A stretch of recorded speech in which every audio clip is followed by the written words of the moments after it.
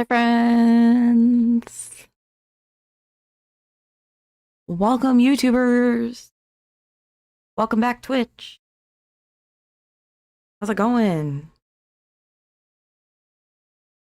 Happy hump day.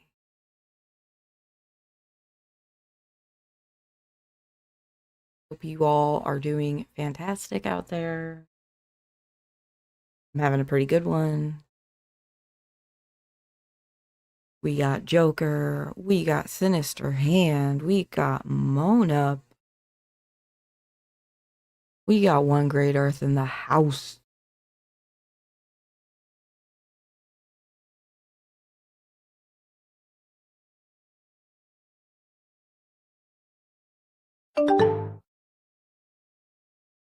And perfect timing to rejoice because our friendly neighborhood Scottish Marxist has arrived.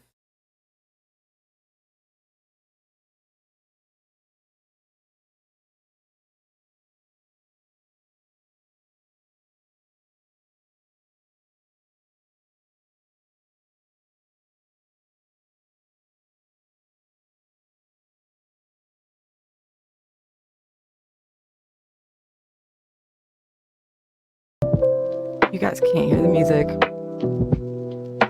So, audio is hard. Streaming is hard. When I first started the stream, I was having the music was playing back twice and I couldn't figure out why, so I muted it. And then when I figured it out, I forgot to unmute it. Until just now.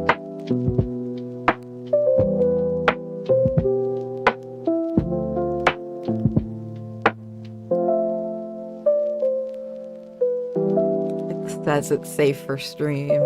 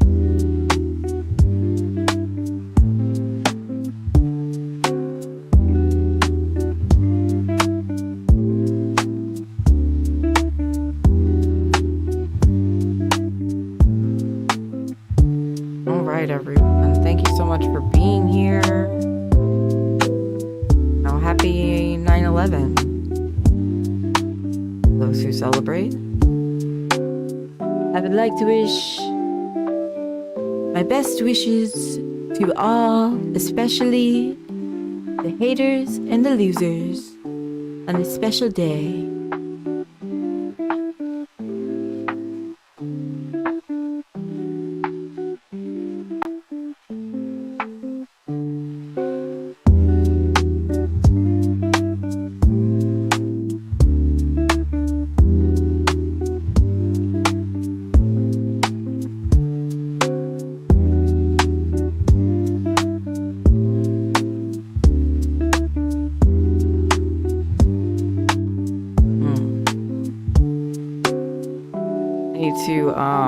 We gotta update the playlist watching commands.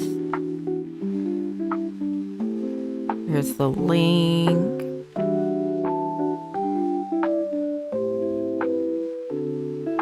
Good call, med time, you know, yes, head check, med check. If you haven't taken meds that you need to take, make sure you do. Eat some food, drink some water, take your vitamins. I care about you, and I want you to be well.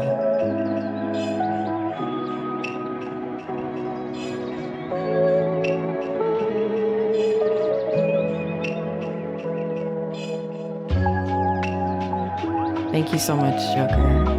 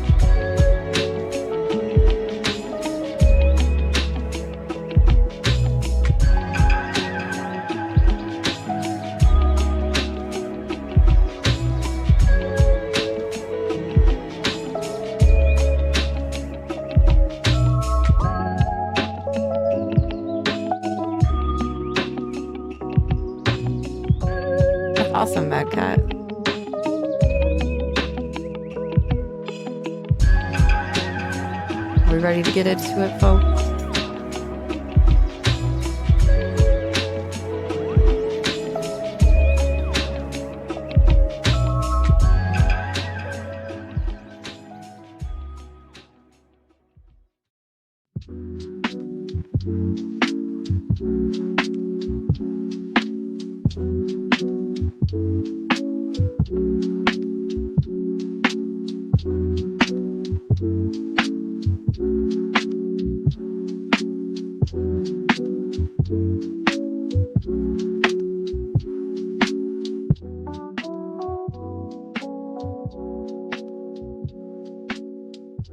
All right, let's get started. Let's fucking do it. Who's ready for news?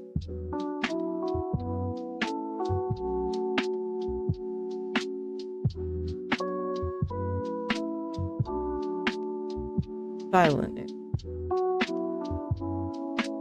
CNow.org, The War and Peace Report. I'm Amy Goodman. Vice President Kamala Harris and former President Donald Trump took to the stage in Philadelphia Tuesday evening for their first and only scheduled presidential debate. The event was hosted by ABC News and did not include any third-party candidates. Harris repeatedly put Trump on the defensive as they debated abortion, immigration, Israel's war on Gaza, race, January 6th, and other issues.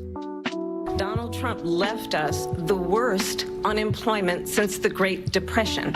Donald Trump left us the worst public health epidemic in a century. Donald Trump left us the worst attack on our democracy since the Civil War. And what we have done is clean up Donald Trump's mess. Donald Trump repeated his false claim that he won the 2020 election. He also doubled down. We watched it live. We watched it live in real time with reacts. It was fun. I was very entertained.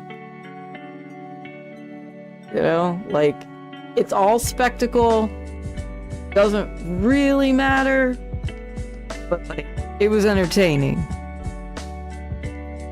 And a baseless racist lie that Haitian immigrants were stealing and eating people's pets in the city of Springfield, Ohio. In Springfield, they're eating the dogs, the people that came in. They're eating the cats. They're eating the pets of the people that live there. Trump's remarks came even after Springfield's town manager confirmed there had been no credible reports that pets or other animals had been harmed by immigrants. Following the debate, the legendary pop star Taylor Swift endorsed Harris, calling her a steady-handed, gifted leader. She signed her endorsement in an Instagram post as childless cat lady, referring to comments by Trump's running mate, J.D. Vance. After headlines will air clips of the debate and hold a roundtable discussion. In the Gaza Strip, Israeli attacks have killed more than 24 Palestinians over the past 24 hours. Among the dead are 13 members of a single family across 3 generations who were killed when Israel bombed their home in Khan Yunis. On Tuesday, UN Secretary General Antonio Guterres joined a chorus of international condemnation over Israel's attack on a tent encampment of displaced Palestinians in al-Mawasi, which Israel had designated as a so-called safe zone. The assault killed at least 40 people and injured more than 60 others. Survivors said the blast buried entire families under the sand and littered the camp with body parts. Children became orphans. We became homeless. Where should we go? They said go to Al-Mawasi. We went to Al-Mawasi. They hit us after we were displaced many times. Where are we supposed to go? An Al Jazeera investigation found the massacre was carried out by U.S.-made Mk-84 bombs produced by General Dynamics. Israel has stepped up its attacks on southern Lebanon with reports of at least 20 Israeli airstrikes overnight that damaged farms and property and sparked intense wildfires. Israel's military claims one of the strikes killed a Hezbollah commander in the Bekaa Valley. In the occupied West Bank, Israel's military put the city of Tubas under siege as it carried out an airstrike that killed 5 Palestinians. 2 of the dead were teenagers. Israeli forces also killed 2 Palestinians during another raid on the city of Tulkarem. The Palestinian Ministry of Health reports Israeli attacks have killed nearly 700 people across the West Bank over the past year. Meanwhile, the family of the Turkish-American activist Ayşenur Ezgi Aygi says the White House has not called to offer condolences after Aygi was fatally shot in the head by an Israeli sniper at a protest in the West Bank town of Beita last Friday. On Tuesday, President Biden said he believed Aygi was killed by accident at the bullet that struck her ricocheted off the ground. The Israeli military said in a statement it was highly likely Aygi was shot by its forces indirectly and unintentionally in fire that was not aimed at Aygi, but another protester. Secretary of State Antony Blinken, meanwhile, criticized Israel's military for Aygi's death. Her killing was both unprovoked Hey, and unjustified. Beaverus, good to see you. No one should be shot and killed for attending a protest. No one should have to put their life at risk just for freely expressing their views. In our judgment, Israeli security forces need to make some fundamental changes in the way that they operate in the West Bank, including changes to their rules of engagement. Despite those remarks, the Biden administration has yet to put any conditions on U.S. arms transfers to Israel, including a $20 billion in additional weapons sales approved last month.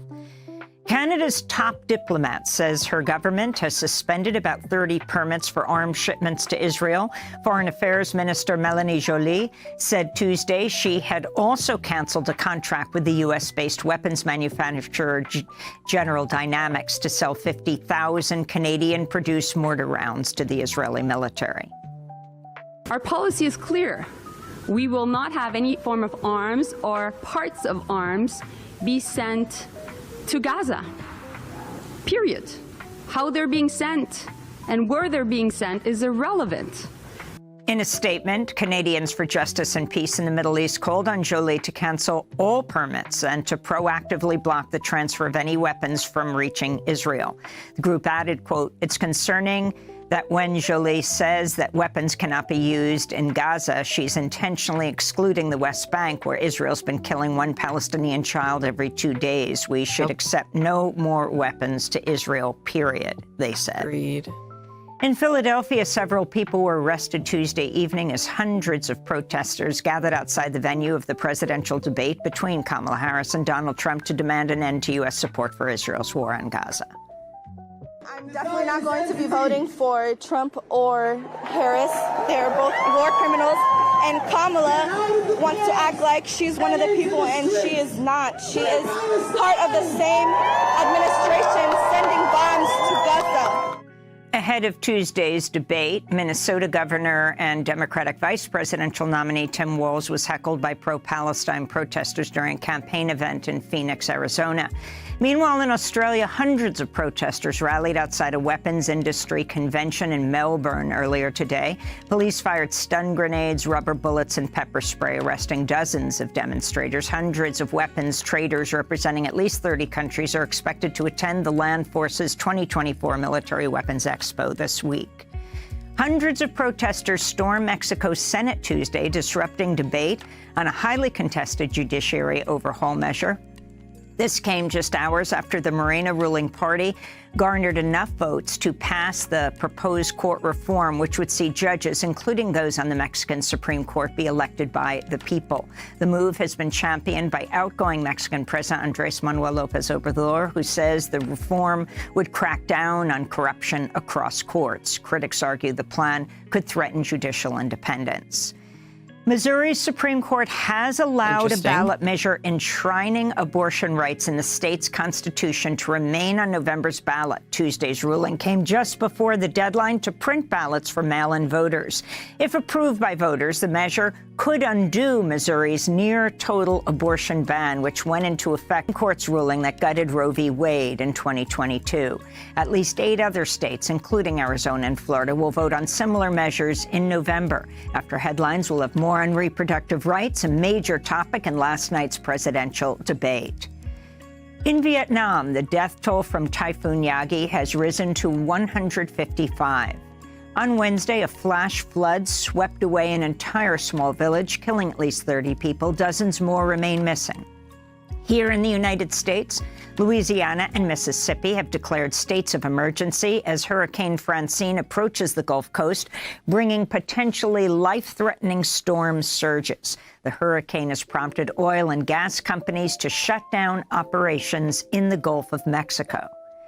And a new report by Global Witness finds nearly 200 environmental defenders were killed around the globe last year. Colombia once again topped the list as the deadliest nation for environmentalists and activists, with at least 79 people killed, most of them indigenous Afro-Colombians and farmers. The second most deadly country was Brazil. Here in the U.S., the report condemned the police killing of environmental activist Manuel Esteban Terán, known as Tortuguita, during a raid on a Stop Cop City encampment in Atlanta, Georgia. Tortuguita was 26 years old. They were struck 57 times by police bullets while peacefully protesting the multi-million-dollar police training complex. No officers have been charged in Tortuguita's killing. And those are some of the headlines. This is Democracy Now!, democracynow.org, War, Peace, and the Presidency. I'm Amy Goodman in New York, joined by Democracy Now!'s Juan Gonzalez in Chicago. Hi, Juan. Hi, Amy, and welcome to all of our listeners and viewers across the country and around the world.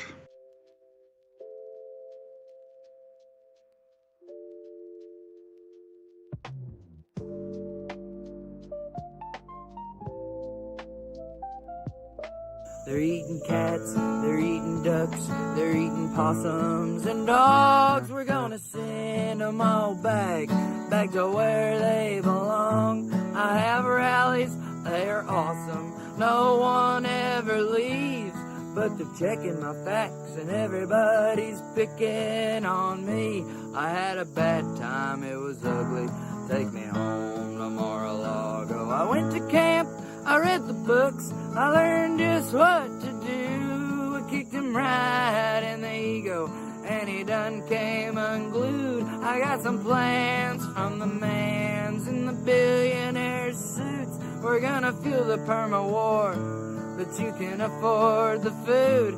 I had a good time, it was fun, take me home. We're gonna save the DMOCRAC. Why would you ever believe a single word they tell you or me? They're bloodthirsty for power, and we're all in the way. You'd have to be insane to play the games they play, but nobody forgot where they was, and no one got shot. If you set the bar low, you'll be happy with what you got. We owe. Oh yeah, so the it's off to war we hurricane go. or So it's tropical off to storm. war we go. Not sure. If it's gas, I'll ride a bike. If it's taxes, have some more. Just stop the bad cancer in the endless war. Signal all your virtues, hide all your vice.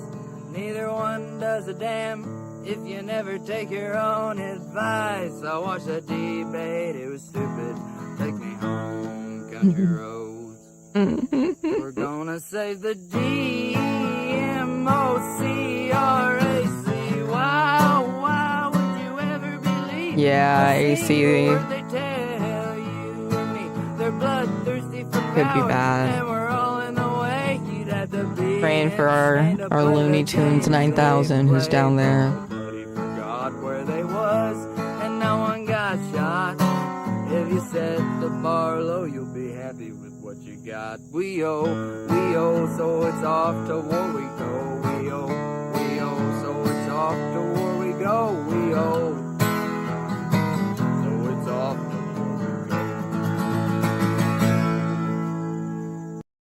With Election Day 8 weeks away, Vice President Kamala Harris and former President Donald Trump sparred in their first and only scheduled debate Tuesday night in Philadelphia, in the key swing state of Pennsylvania. Harris repeatedly put Trump on the defensive as they debated numerous issues, including abortion, immigration, Israel's war on Gaza, the January 6th insurrection, the economy, and other issues. During Tuesday's debate, Trump repeatedly attacked the Biden-Harris administration's immigration policies while also spreading xenophobic and racist lies about immigrants and asylum seekers. This is an excerpt from the ABC News presidential debate that begins with Vice President Kamala Harris. And I'm going to actually do something really unusual, and I'm going to invite you to attend one of Donald Trump's rallies, because it's a really interesting thing to watch. You will see during the course of his rallies, he talks about fictional characters like Hannibal Lecter. He will talk about windmills cause cancer. And what you will also notice is that people start leaving his rallies early out of exhaustion and boredom. And I will tell you, the one thing you will not hear him talk about is you. You will not hear him talk about your needs, your dreams, and your desires. Oh, and I'll thank tell you, I lady. believe you deserve a president who Fight, actually lady, puts fight. you first, and I pledge to you that I will. First, let me respond as to the rallies. She said people start leaving. People don't go to her rallies. There's no reason to go. And the people that do go, she's bussing them in and paying them to be there, and then showing them in a different light.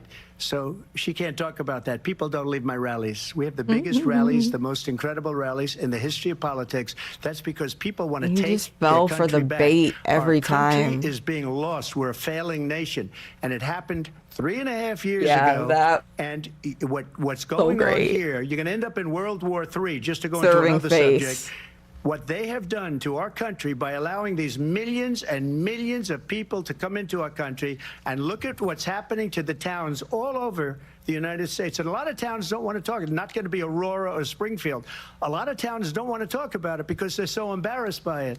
In Springfield, they're Did I eating the hear? dogs, the people that came in. They're eating the cats. They're eating the pets of the people that live there. And this is what's happening in our country, and it's a shame. I just want to clarify here. You bring up Springfield, Ohio. Oh, ABC News did reach out to the nice. city manager there. He told us there have been no credible reports of specific.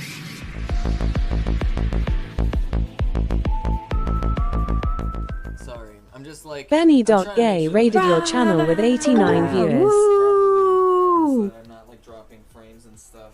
Benny.gay.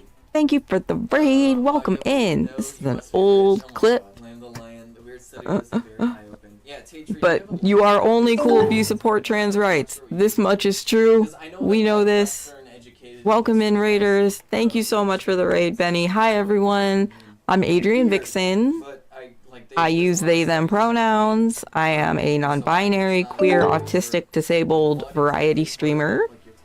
I cover leftist news and politics and shit that I find interesting.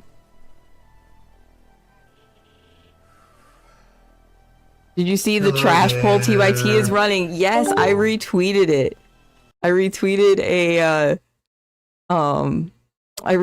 it from Chaotic Leftist, I think, who posted it and said, like, indescribable from The Wire or Daily Wire and Fox News or whatever. And I reposted it with the trashy, yucky turfs still at it, I think is what I said. Yes, please refresh the stream, or you can just double tap my pretty picture and then you'll be counted as a viewer, and definitely helps out in the rhythm of Al Gore. Yeah, so for those who don't know, I used to mod for TYT. I was a TYT YouTube mod for like 2 years. They ran a poll. I can pull it up.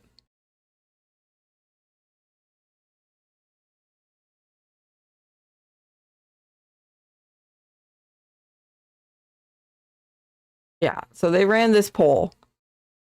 Should American citizens pay for undocumented detainees' gender reassignment surgeries?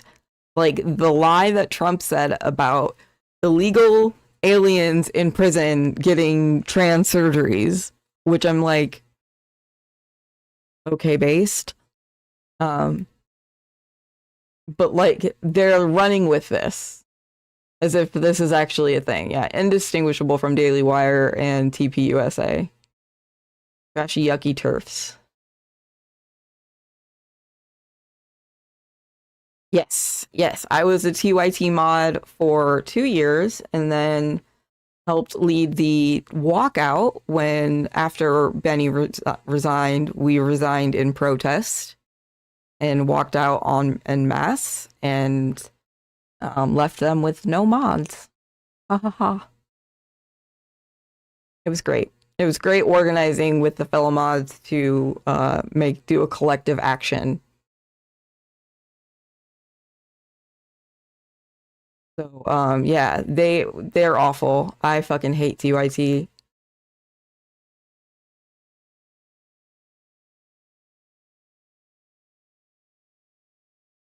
We trashed them a few days ago on my stream.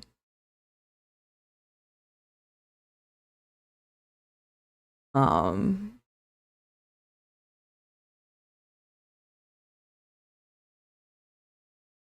man, it's all my old stuff. But if you're ever interested, you can go listen to the letter.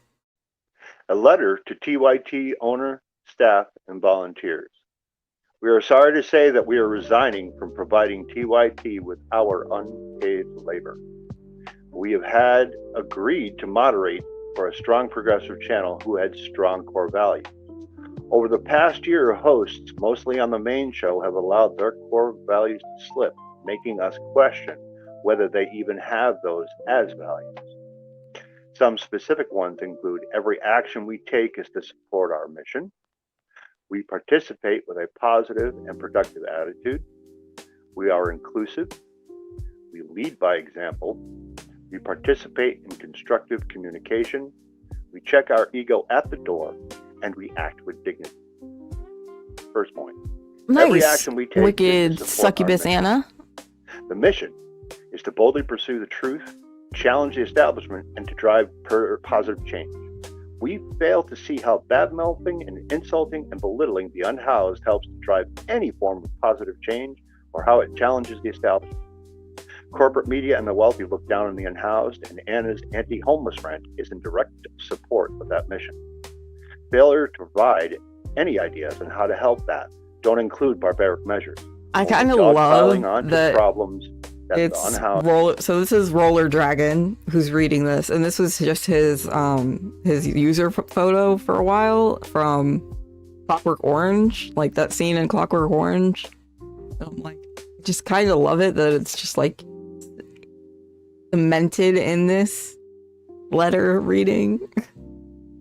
But yeah, I won't bore you guys with that. We can get back into the news. But yes, I have history with the Young Turks, and we're not friendly. And you know, it's fun to criticize them. It really is. They are easy to mock. Like, what was it when they covered the Venezuelan gangs taking over people's houses, and then Anna's like saying that the left has, you know, crazy takes and doesn't believe that crime exists, and then like they argue over whether or not you should be able to have a gun in your home, and what are you gonna do when somebody breaks into your house with an armed gun? You should be able to protect yourself. I'm like, do you want to get into a shootout over your property? Like, I don't know. I mean, like, the majority of burglars don't try to rob people when they're home. That's like not ideal. Like, if you want to steal shit. Oh, well, they don't listen to me, that's for damn sure. But it is funny when they talk about, when Anna talks about like the leftist streamers that like think that like something like the idea of a group of immigrants forming an organization where they provide services and protection and security for their housing unit is actually a good thing. If it were to be the case, we don't have any evidence that that's the case, but maybe if it were, that wouldn't necessarily be a bad thing. We're just so far removed from what a fucking tenants union is in America that we're like, oh my god, it's gangs.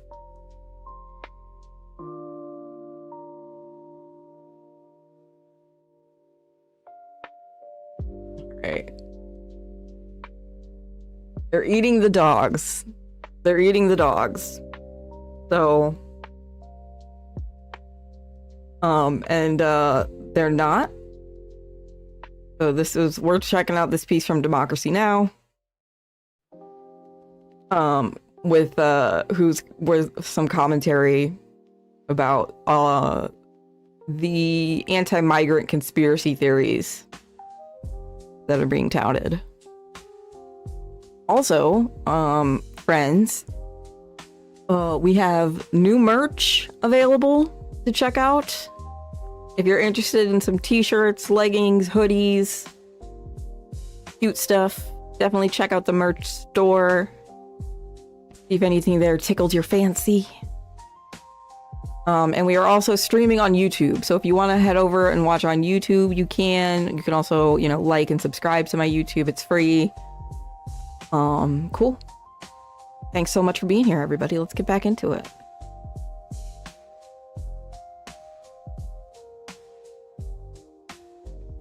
Within the immigrant community. I hear you bring up Springfield. Eating the cats. They're eating the pets of the people that live there. Eating pussy. And this is what's happening in our country, and it's a shame. I just want to clarify here. You bring up Springfield, Ohio, and ABC News did reach out to the city manager there. He told us there had been no credible reports of specific claims of pets being harmed, injured, or abused by individuals within the immigrant community. Well, I've seen people on television. Let me just say here, this is the people on television say my dog was taken and used for food. So maybe he said that, and maybe that's a good thing to say for a city manager. I'm not taking this from television. But the people I'm on taking it from television the city saying manager. their dog was eaten by the people that went there. Again, the Springfield city manager says there's no evidence of that. Vice President Harris, I'll let you respond to the rest of what you've heard. You talk about extreme. This is, I think, one of the reasons why in this election, I actually have the endorsement of 200 Republicans who have formerly worked with President Bush, Mitt Romney, and John McCain, including the endorsement of former Vice President Dick Cheney and Congress member Liz Cheney.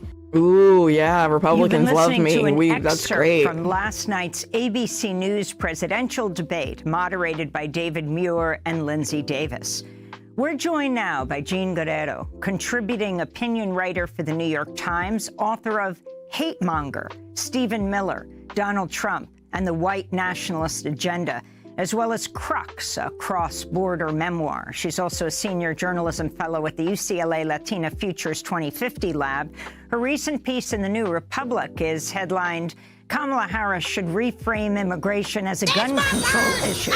Well, Jean Guerrero, if you can respond overall to the debate and also dive into Thank you for the follow. What President Trump, the former president, is suggesting when he continually, I believe, along with gun control, a Latina opinion writer for the New York Times, author of Hate Monger, Stephen Miller, Donald Trump, and the White Nationalist Agenda, as well as... It's called Hate Monger, Stephen Miller, Donald Trump, and the White Nationalist Agenda. Probably a cross-border memoir. She's also a senior journalism fellow at the UCLA Latina Futures 2050 Lab. Her recent piece in the New Republic is headlined, Kamala Harris should reframe immigration as a gun control issue. Well, Jean Guerrero, if you can respond overall to the debate and also dive into what President Trump, the former president, is suggesting when he continually, along with his running mate, suggests that immigrants, he didn't say Haitian immigrants, but that's what Vance had suggested, are eating people's pets, dogs and cats. Absolutely, Amy. It's great to be here. As we saw, what we saw last night is that Donald Trump resorted to the same deranged and despicable rhetoric that is meant to divide people. From his very first answer, he was demonizing immigrants, repeating this completely unfounded internet claim about immigrants.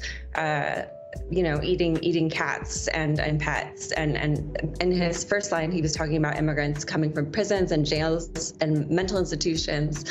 I've said this on this show before, and I'll say it again, immigrants are far less likely to commit crimes than people born in the US. Studies consistently show this. But Trump was committed to his usual bit, which is to create the false impression that immigrants are a danger to society. And it was what he resorted to again and again. He sounded angry and frankly grating the entire time. He was just griping with a scowl on his face. And on the other side of Trump's dishonest ramblings, you had Harris giving responses that were competent, coherent, not rested, but medicated. Light on her feet. She was joyful. She was getting under his skin and kept keeping him on the defensive, baiting him with talk of his crowd sizes and his imaginary friendship with Putin. Welcome in. Yeah, I was able to get THC and nicotine, so I am in much better shape. She was able to pull off something very difficult. She seemed both stronger and more serious than Trump. Check the time. It's 4:20 somewhere. More fun, more refreshing. I think the average person is sick of Trump's politics of fear and hate. They want change, and Harris successfully made the case that she represents that. But on the issue of the border, I think what is really key is that she was able to project strength on the border, which is Trump's signature issue. She was able to expose Trump as a blowhard on his signature issue, pointing out that he derailed a border security bill that would have increased the number of Border Patrol agents on the border by 1,500 and would have stemmed the flow of fentanyl into the country. And what's key is that Harris was able to do this without demonizing immigrants. When it comes to the border, Trump punches down and Harris punches up. He's focused on punishing and persecuting immigrants, and she prosecutes the transnational criminal organizations that traffic in guns, drugs, and people, and that are displacing immigrants across Latin America. And she successfully made this case.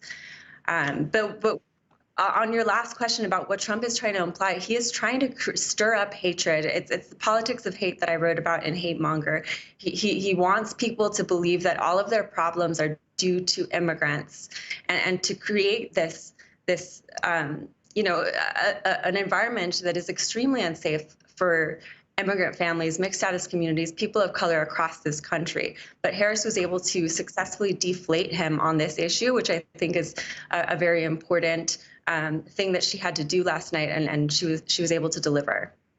Well, but Jean Guerrero, I would question. I agree with you that that Harris seemed a lot more cogent and clear in her point, but I felt that she really did not challenge the narrative of Trump that immigrants are bringing crime to the country, or even at any time seek to defend the contributions that immigrants are making to this country. So, Landom Lazy Lizards Lounge raided your channel with 1 viewers. On her response to his immigration, which is the key, one of the key planks of his campaign, that the country is being overrun by illegal immigration. I agree. I think that there was a lot more that Harris could have done in this debate. I wish that she had countered him on immigration in a more sustained way, that she had returned to this issue every time that he resorted to his demonizing rhetoric. Unfortunately, she didn't do that. I think there's still opportunities for her to do that in the next couple of months. But I think the key thing was to make him look weak on his signature issue and to expose the fact that he is all about demonizing innocent people who are coming here, fleeing violence, seeking a better life for themselves and for their children. She exposed that his strategy is simply scapegoating and demonizing, and is not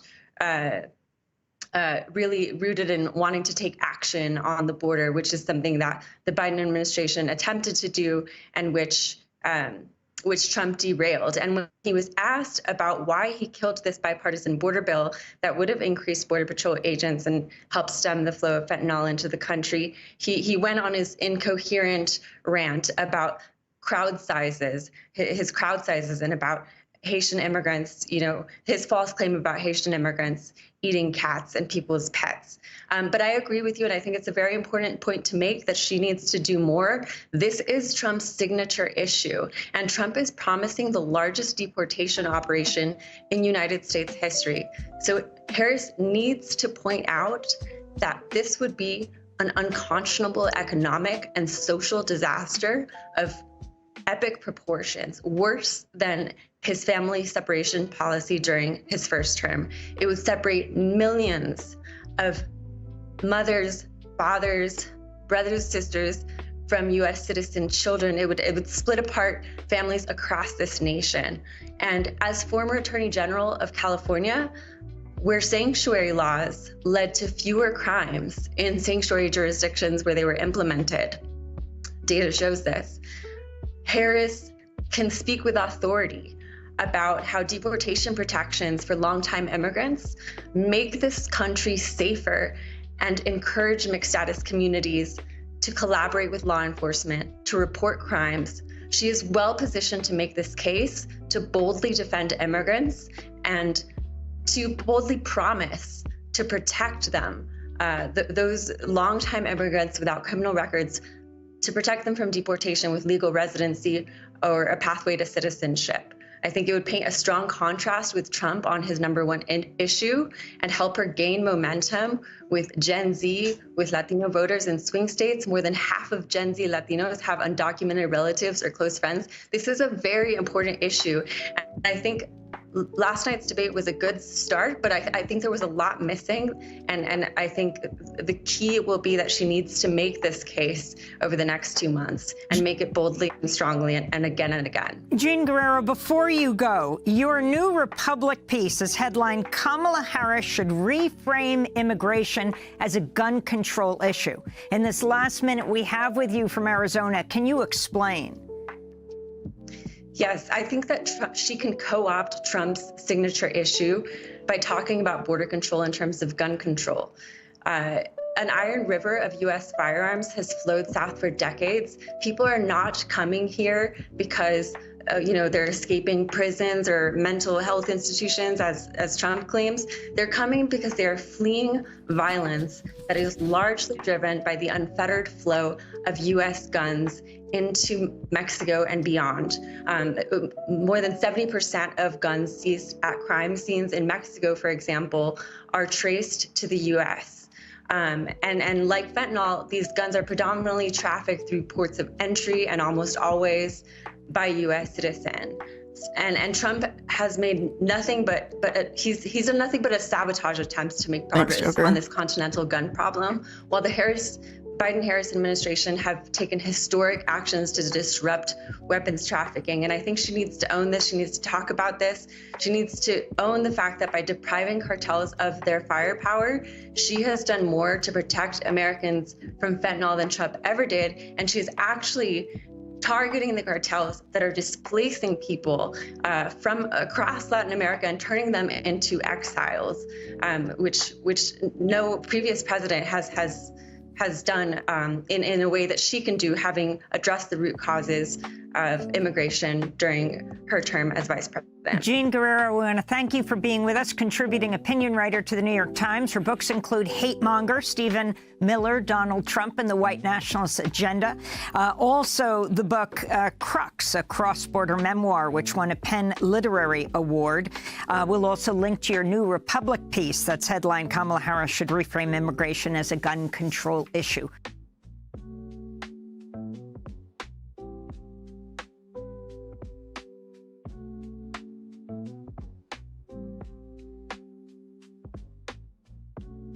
Let's go to Washington, speak to the Democratic strategist. Okay, I thought this was a little interesting that this is from TRT World. So this is about Trump's ridiculous migrant lie. It has made international news. So I kind of was like, let's see what others are saying about this shit. Douglas Sloan, thanks so much for staying awake for us, Douglas. We know it's late for you in Washington. In terms of how Donald Trump speaks to his supporters, the way he knows how to touch the buttons. Let's just have a listen to this one clip. I think you know what's coming, Douglas, but let's hear it. What they have done to our country by allowing these millions and millions of people to come into our country, and look at what's happening to the towns all over the United States. And a lot of towns don't want to talk. It's not going to be Aurora or Springfield. A lot of towns don't want to talk about it because they're so embarrassed by it. In Springfield, they're eating the dogs, the people that came in. They're eating the cats. They're eating the pets of the people that live there. There isn't a single official in that town that Donald Trump and his vice president, J.D. Vance, have been talking about that have confirmed that any dogs or cats have been eaten by migrants. What is going on there? Oh my God, I'm sorry. I gotta laugh at like the seriousness of it all from the international news, where that's just like, not a single official from this town from that migrants are eating animals there. Any dogs or cats have been eaten by migrants. No dogs or cats what is have going been on eaten. there? Well, I think we're starting to see some of the telltale signs of a rambling old man there. Unfortunately, it seemed at some points during the debate that Trump would just ramble on incoherently. He was talking about migrants eating dogs. That was hilarious. I mean, and you would laugh at it if you didn't realize that this man was close perhaps to being the next elected president of the United States, which is a very serious matter. But yeah, that type of crazy, outlandish rhetoric appeals to some of his base, but really weirds out the rest of the country. And I think tonight was a great opportunity for the country to see exactly who Trump is and who they should not be voting for in this year's presidential election. Okay, well, that was something that probably he was addressing to his own supporters. But then Kamala, she got quite personal and was goading Trump about his rallies. Something that apparently he's quite upset about is that Kamala Harris is getting a lot of people at her rallies. Let's hear Kamala Harris now. You will see during the course of his rallies, he talks about fictional characters like Hannibal Lecter. He will talk about windmills cause cancer. And what you will also notice is that people start leaving his rallies early out of exhaustion and boredom. And I will tell you, the one thing you will not hear him talk about is you. You will not hear him talk about your needs, your dreams, and your desires. He's so And hurt. I'll tell you, I believe you deserve a president who actually puts you first. And I pledge to you that I will. People aren't bored at my rallies. They're just asleep a lot. Okay, so most of the analysis we've been hearing, Douglas, has been favorable towards Kamala Harris. But did you not think that Donald Trump was actually, for Donald Trump, really quite controlled? He seems to be at least tampering down a little bit of the most craziness that he's shown in the past. Well, I think it's really crazy the low that bar. we're talking about different levels of crazy with the presidential candidate. As I understand it, some of the Republican operatives are saying that his debate prep team should be fired. And the fact that he, as a Plain toast, no jam. Just welcome before the in. debate, earlier this week, there was an opinion poll which showed that only 17% of people who responded to the poll have ever changed their vote after a presidential debate. But still, this was a shop window, an important one, especially for Kamala Harris, wasn't it? Absolutely. We're living in unprecedented times right now. We've never had presidential candidate step aside for the VP to run for the nomination this late in the race either. So pretty much everything that's going on is historical and unprecedented. And yes, this debate was critical because many people are just being introduced to Kamala for the first time.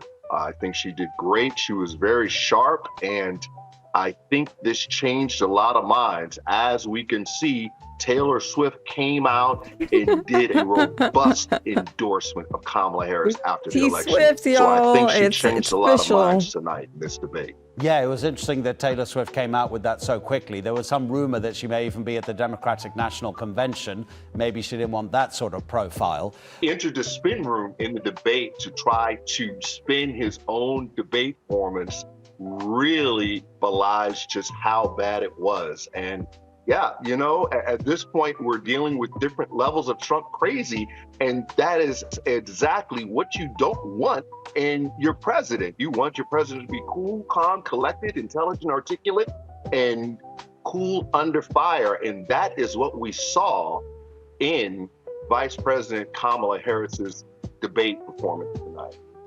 Douglas, really appreciate the analysis. Thanks so much indeed for talking to us. Douglas Sloan in Washington. Thanks for having me. This is Democracy Now!, democracynow.org, War, Peace, and the Presidency. I'm Amy Goodman with Juan Gonzalez.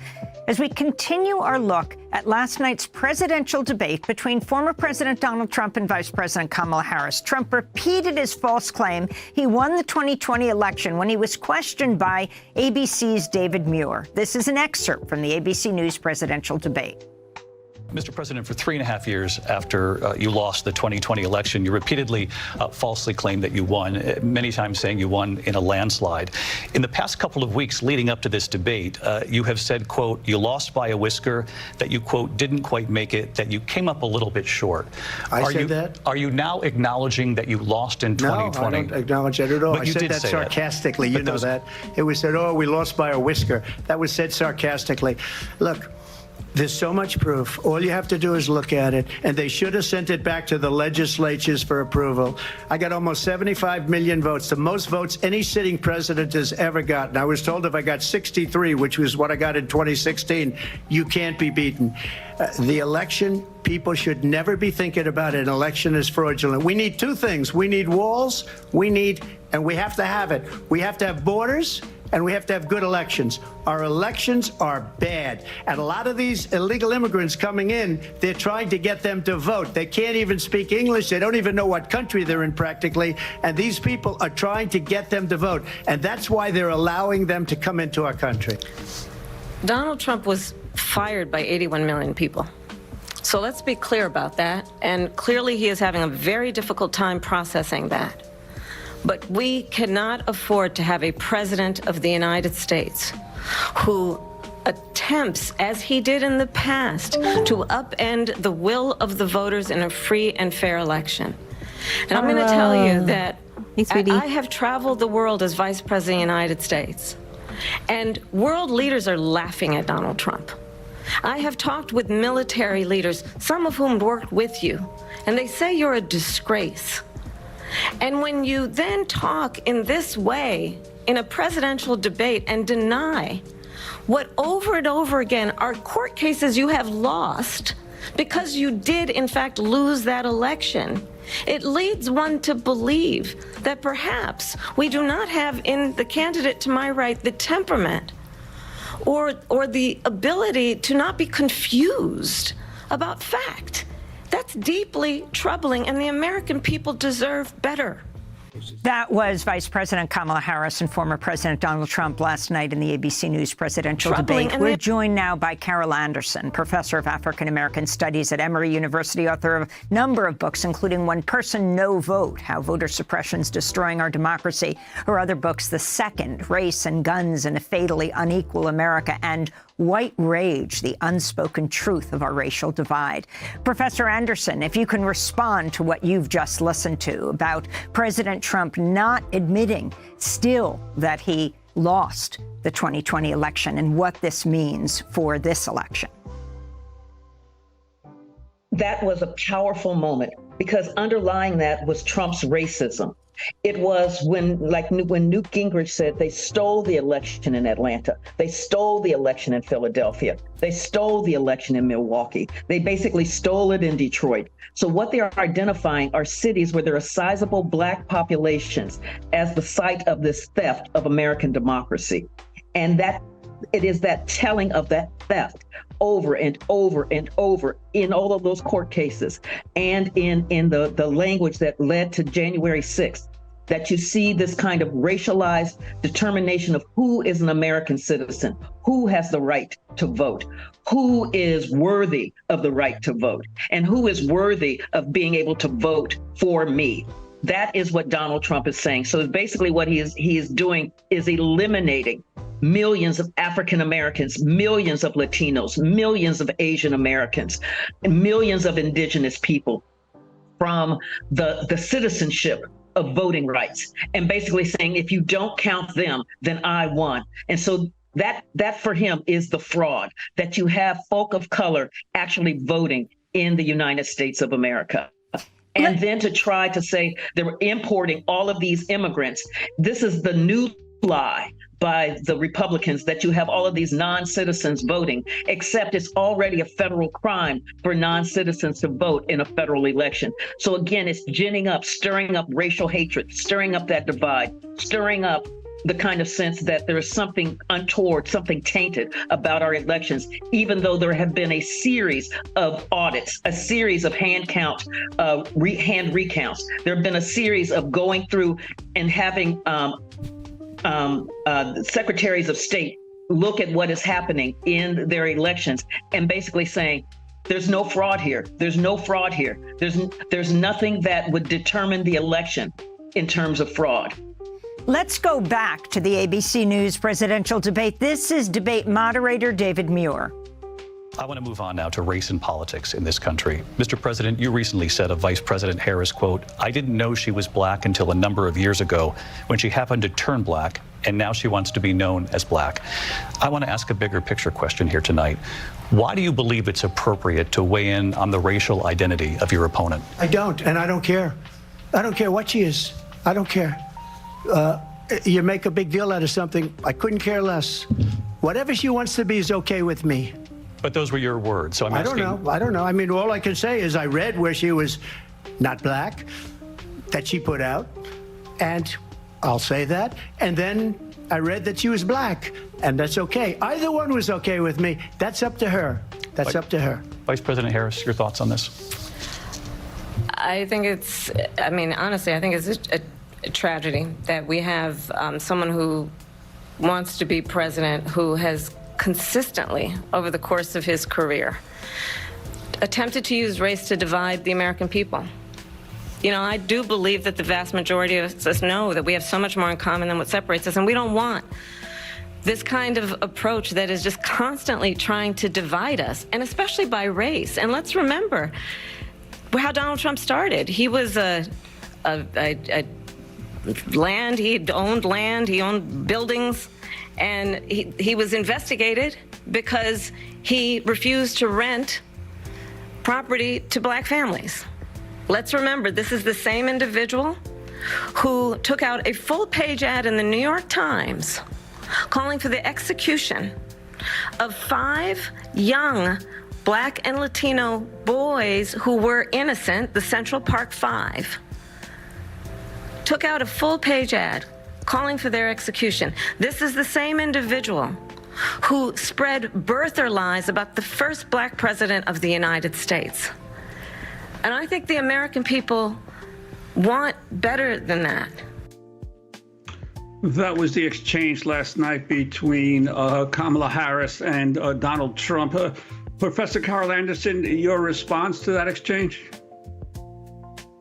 I thought it just was so emblematic of where they are in terms of the vision of America. So you heard Trump going, well, I don't care what she is, but she did say that she wasn't black, and now all of a sudden she's black. And so what that is doubling down on is that kind of sense that using race, using blackness as a means to get over, using black identity as a means to gain something that you're not worthy of having. So that is the subtext of what Donald Trump is doing right there. And then you have Kamala Harris coming back and giving us his really long history of racism. And so there's a moment in that debate where Trump's like, yes, she had to go back years and years and years. The reason she went back years and years was to show that this is who he is. From the denying of rental applications from African Americans to the Central Park Five, even though the Supreme Court had said that execution for the crime of rape is unconstitutional, particularly because it has been so racially driven in the United States, where there were years where only African Americans were executed for rape. Then to go to birtherism, which is where he basically, as I said, he threw a kilo of pure uncut white supremacy on the table and said to the people that he wanted to vote for him, snort. Barack Obama is not. What? She just said what? He threw what?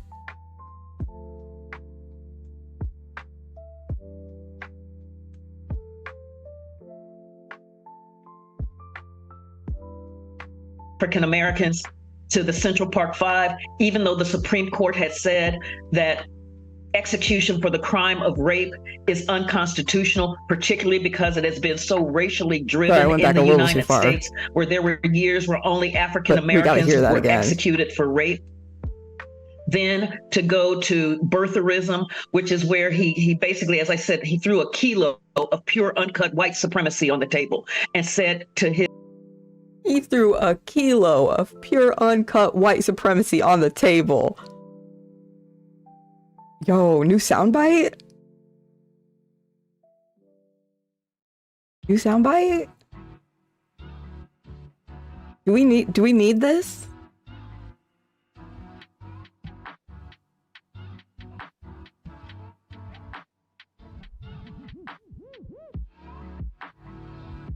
All right. I'll work on making it. Is the people that he wanted to vote for him, snort. Barack Obama. I cut it off too early. I cut it off too early. There's more.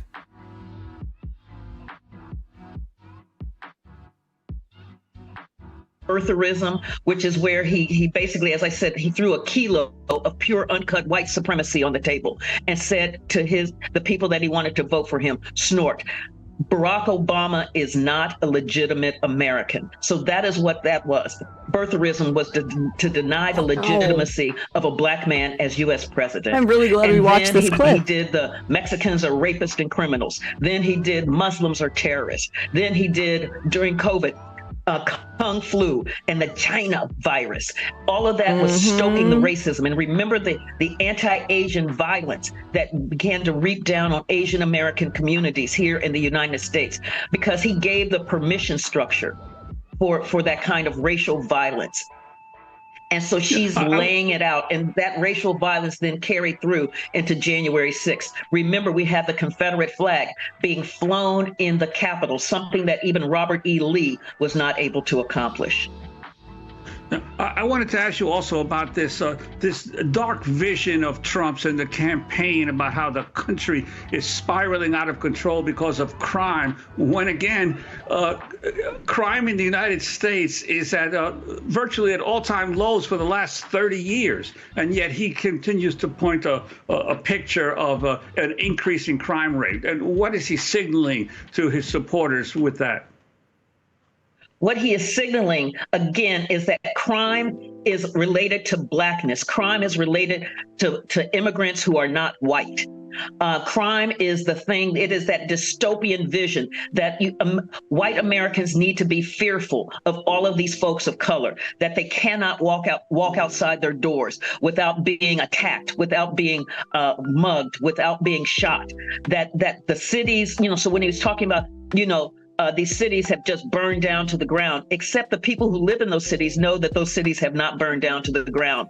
Again, it is this way of defining cities, these urban areas, and urban areas become synonymous with folk of color, that these urban areas are unsafe. And so white Americans are not safe in America as long as we have all of these folks of color. And then he links that with immigrants coming in. And when he says immigrants, he means immigrants of color coming into the United States. Again, linking that with crime. So again, raising that sense of fear.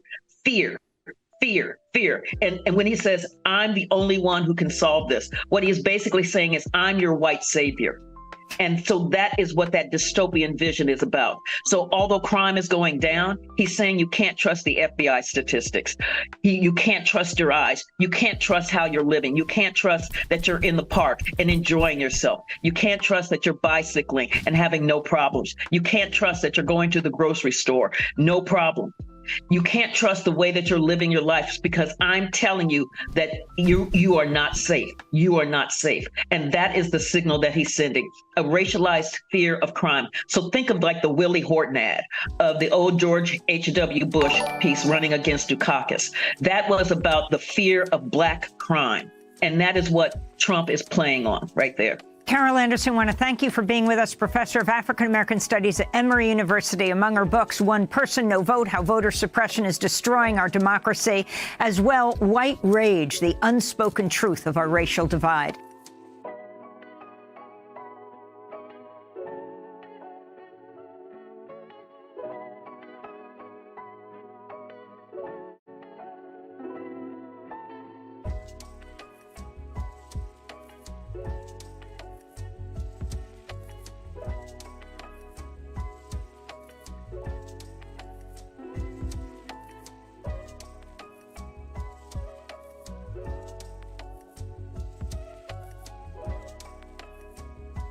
Of a Black man as U.S. president.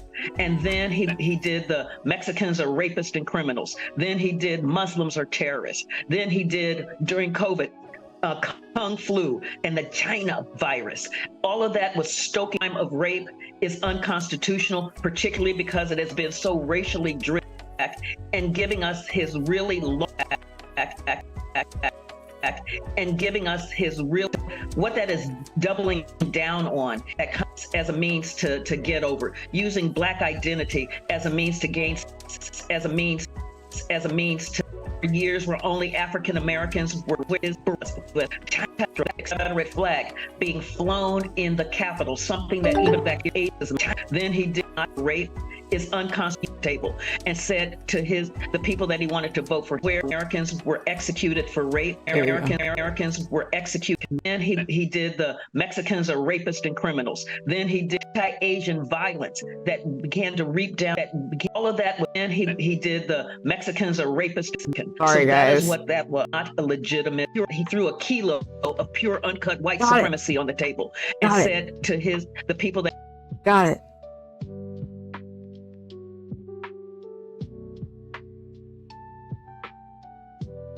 He threw a kilo of pure uncut white supremacy on the table. And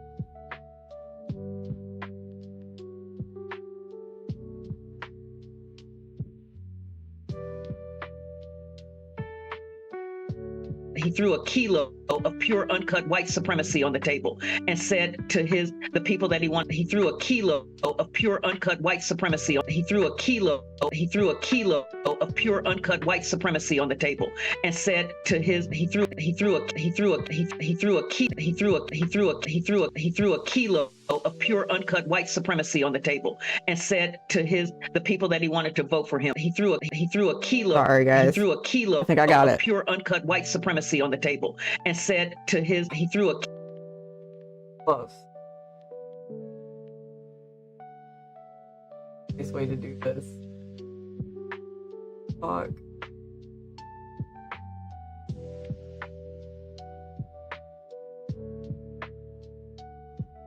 he threw a kilo of pure uncut white supremacy on the table and said he threw a kilo of pure uncut white supremacy. He threw a kilo of pure uncut white supremacy on the table. And he threw a kilo of pure uncut white supremacy.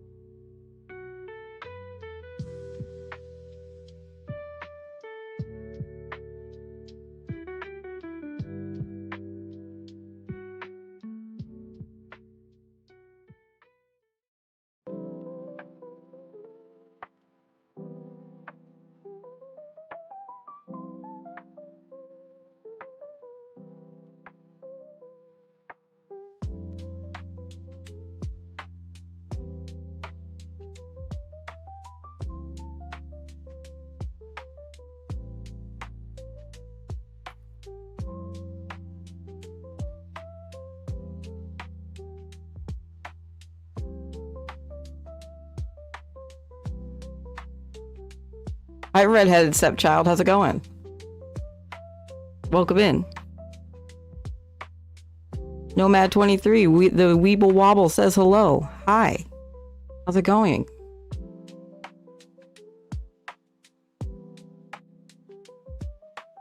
Okay. Now we gotta add this.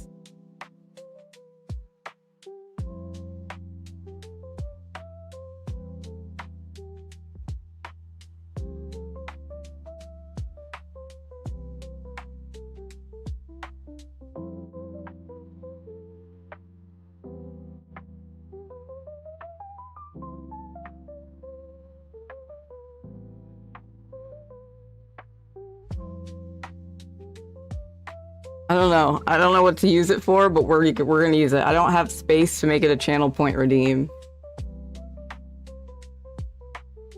Lady Badash. Welcome in. How's it going, everyone? Jerry McLean. Hi, Jerry. Welcome. First timer. Cool. I'm Adrian.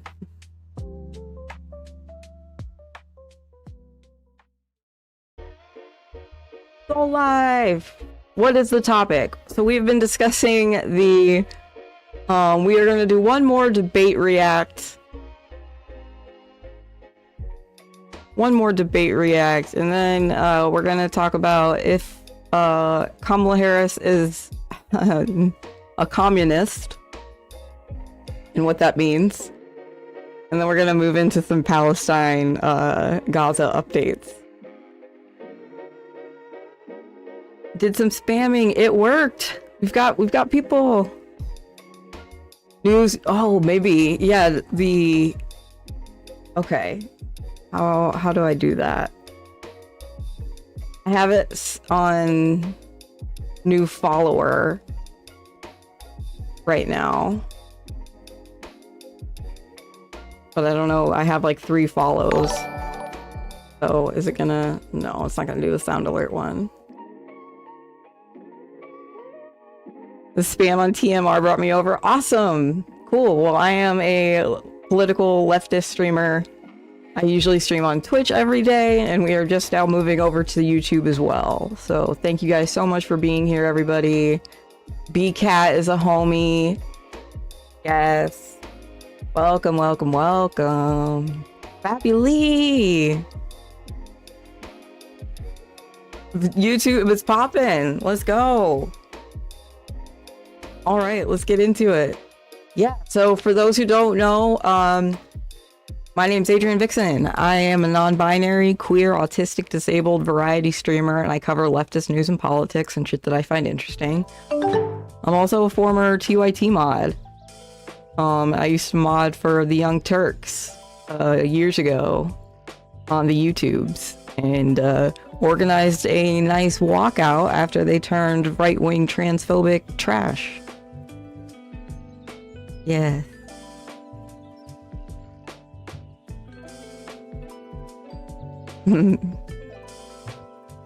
Bad cat. Cute, cute, cute. Dr. Lewis, hello. Yeah. Kamala Harris is a Marxist. Trump is the only one saving your pets from eating them from dinner. It's true. Fabuli, good to see you over here on Twitch as well. Y'all are amazing. Schmegly, hi, welcome in. Ubusama, good to see you. I love you.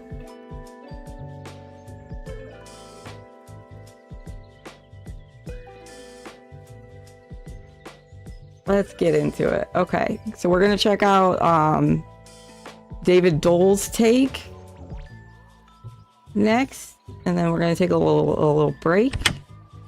Is that people start leaving his rallies early out of exhaustion and boredom. World leaders are laughing. Adrian Vixen streams only all the time. Donald Trump was fired by 81 million people. Oh my goodness. He's very excited. Oh my damn. Oh my goodness. Kamala Harris went ham. Donald Trump gets destroyed by Kamala Harris in debate. This is not a hyperbolic YouTube headline. This is just fact. Me. I have 8 incredible highlights from last night. This was the best performance I have seen by anyone against Donald Trump in a debate. Now, the bar is incredibly low. That is true. I do think she is so far the best to have, like, taken him to task. You know, because he's been in 6 presidential debates before this, and, like, yeah, he comes off as like, rambling and unhinged, but, like, and incoherent, but, like, we all expect that from him, and he lies, and, you know, but, like, it really just depends on, like, him either taking the bait or not. Or the other person taking the bait. And he took the fucking bait. Left of center leftists? Yeah, I'm far left of center. Welcome in. Welcome in. That said, this was a really good performance and is up there with some of the best debate performances I've seen in a presidential debate. Fantastic job. Now, before I get into it, Kamala Harris started a bit nervous. You could tell she was visibly nervous in the first, few minutes of the debate. And luckily that just went away, which I figured it would. Like, the moderators this time actually did something. I mean, this is something where you're going to be nervous going into it, but when you're up there, then you begin to get comfortable and you begin to find your groove. Leaves is in my that chat. goes away. And once that went away, it was off to the races. It was such a good job. Kamala Harris baited Trump beautifully. You could tell that was a plan going into the debate. I'll discuss more of that when we get to the clips. But I'll also discuss the moderators. There's a lot of controversy right now from, right-wing circles about the moderators. We'll get to that as well. I'll also get to Kamala Harris's best policy answer and Trump's policy answer, or I should say concepts of policy.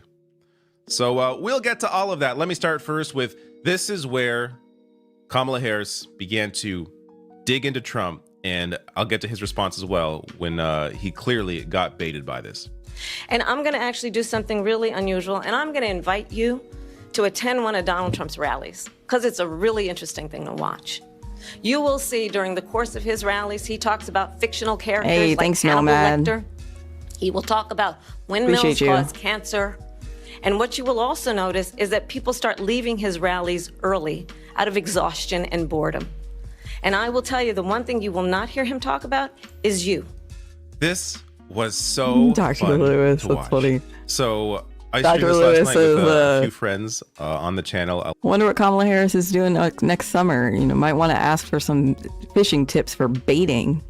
Ayo. Link to that below, but you can just check the live tab on YouTube and you'll see the stream. This is when it all started to fall apart for Donald Trump. This was obviously a plan by Kamala Harris and the team to try and bait him. So this was actually a question about immigration. This is, based on polling, this is the weakest issue that Democrats have. Though, again, we could talk more about the policy around it, but it is so ridiculous that it's a weak issue for them. But it's just based on how media covers it. Communism is when everyone gets popcorn. But regardless, this was a way for her to turn that conversation, where she had a fine answer on, immigration, because again, they put up a bill that Republicans rejected. But again, putting that aside, turns that this is turning into a revolution. So Trump, of course. This resub goes to those in the path of Hurricane Francine. Looney Tunes 9000 subscribed to your channel for 9 months. Hey, it's baby time. Looney Tunes 9000, thank you so much for the resub, and I really hope that you are okay and not in the path of Hurricane Francine. We were thinking about you. Good to see you have at least internet and are alive. I don't think it's hit yet. I got stuck watching the Play-Doh. It's addicting. It's addicting. So life is like pants? We don't do pants. But yes, stay safe, Loons. Everyone, give some love to Loons, one of the mods. And thank you for the resub. And on Twitch, if y'all want to start a hype train, it just takes one more person to subscribe or cheer 100 bits. And then we turn the frogs gay. We have Twitch's Twitch is more like the fun side, guys. I gotta tell ya. I love YouTube chat. I get it. I'm not but like, look at this. Yumi100. _anti_corporatist cheered 100 bits. This crap, gay. Frogs, friggin' frogs.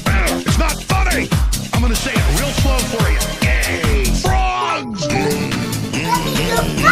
Thank you, AC. Thank you, Mad Cat. Cheer 100, bring on the gay frogs. Mad Cat 79 Spitty cheered 100 bits. Won't you fight for your life? Gay. Frogs, friggin' frogs. I don't like a frog. Gay. Friggin' frogs. Frogs. Friggin' frog crap. Won't you fight the frogs? It's not funny. I'm gonna say it real slow for you. Frogs. Place point. Let's go, chat. Let's go. Let's keep it going. Let's keep it going.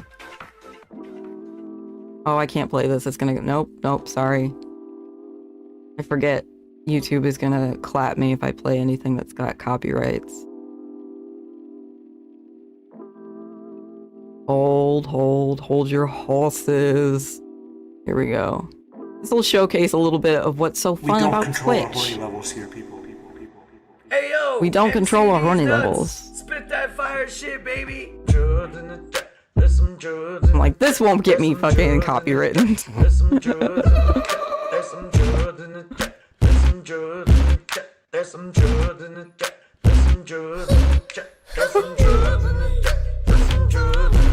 Shooting back from the rooftop.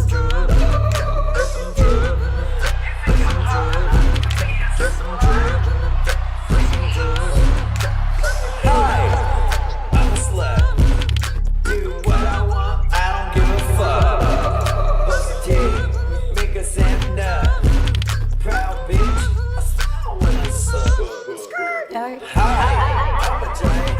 Yeah, Nomad, there was very little coverage of that, but there was apparently like several arrests and...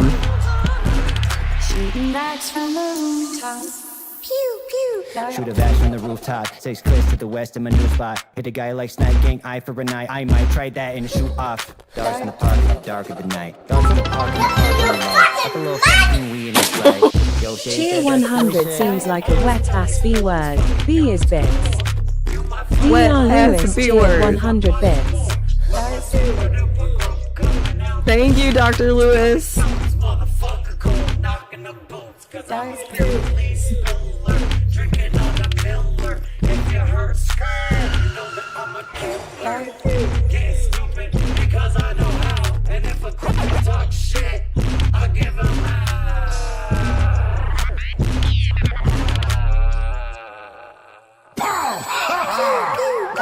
To the heart and the side of the chest. They can shut down, they can buy it in a dress. Don't give a fuck if you cry about a dress. Lie about a dress, we're gonna have a lot of extra stress. Certified free, 7 days a week.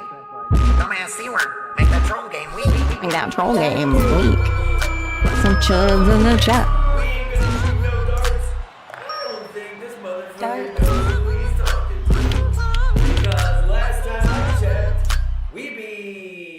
Shooting backs from the rooftops. I'ma go on a little flow though, I'm a little flow go, I'm a little go home, never wanna go home, cause I'm like 6 clicks to the west end, my new spot, motherfucker I'ma shoot, hey, flash down from these rooftops, hey. Shooting backs from the rooftops. Dame Owl, good to see you, dear. See where it's at while I'm blowing this pack with various billion that. Hey, we got 1 minute on the hype train, chat. We're 50% of the way there. Can we make it to level 2? 26 seconds of slap. How can he slap in 26 seconds or less? My shit getting messy. I got depression, dipping my balls in the dressing. That's a confession. Shit. Shooting backs from the rooftops. Heart game is not weak. Heart game is not weak. Heart game is so strong. Heart game like last week. In the ass is like dark gang. Gotta let it go. Can't let your liver go. Let a river flow where it needs to go. I don't fucking know. Shoot a dart from the dark gang. Gotta go. Whoa. Whoa, Spilly. Bum, bum, bum. Damn, Spilly. Say that on Twitch.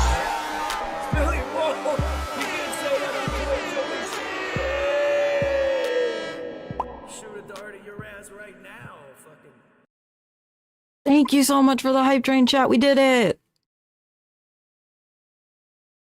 We fucking did it.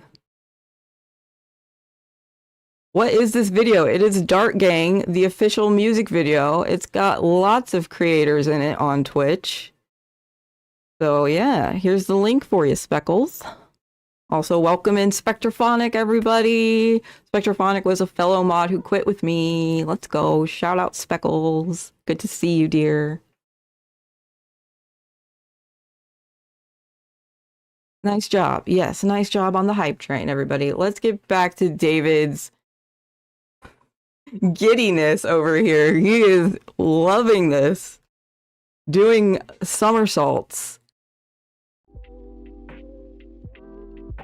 Come back? Wow. He's got that Democrat. Out of exhaustion and boredom. Okay. And I will tell you, the one thing you will not hear him talk about is you. This was so fun to watch. So I streamed this last night with a few friends on the channel. I'll link to that below, but you can just check the live tab on YouTube and you'll see the stream. This is when it all started to fall apart for Donald Trump. PV, right? This was obviously a plan by Kamala Harris and the team to try and bait him. So this was actually a question about immigration. This is, based on polling, this is the weakest issue that Democrats have. Though, again, we could talk more about the policy around it, but it is so ridiculous that it's a weak issue for them. But it's just based on how media covers it and the miscoverage of it. But regardless, this was a way for her to turn that conversation, where she had to find an answer on, immigration, because again, they put up a bill that Republicans rejected. But again, putting that aside, turns that into this dig on Trump. So Trump, of course, how does he come back? Well, he's got to address the crowd size comment before he says anything else. Why did you try to kill that bill, and successfully so? That would have put thousands of additional agents and officers on the border. First, let me respond as to the rallies. She said people start leaving. People don't go to her rallies. There's no reason to go. And the people that do go, she's bussing them in and paying them to be there, and then showing them in a different light. So she can't talk about that. People don't leave my rallies. We have the biggest rallies, the most incredible rallies in the history of politics. That's because people want to take like, you their country stupid back. motherfucker. Oh you really my God. fell for it. He fell right into it.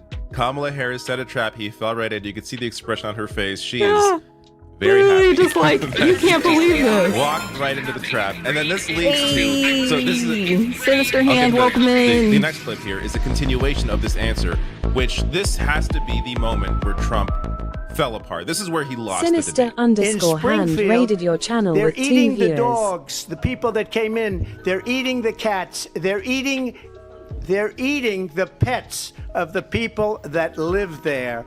And this is what's happening in our country, and it's a shame. As far as rallies are concerned, as far as the reason they go is they like what I say. They want to bring our country back. ABC News did reach out to the city tiny manager fragile there. man. He told us there have been no credible reports of specific claims of pets being harmed, injured, or abused by individuals within the immigrant community. Well, All I've this, seen people on television. Let me just say here, this is the people on television say my dog was taken and used for food. So maybe Like, he said that, and maybe that's a good like thing to say for a city your manager. uncle that you don't want to call. Like the uncle whose calls you don't take. That's who he sounds like. People are on television saying their dog was eaten by the people that went there.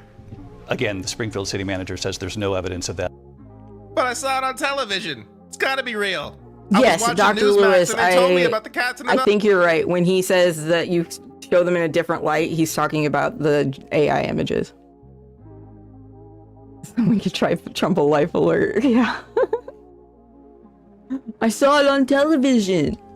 Like, when has that ever, like, worked? Like, imagine you're given a book report and you're just like, but I saw it on television. dogs. They're eating the pets.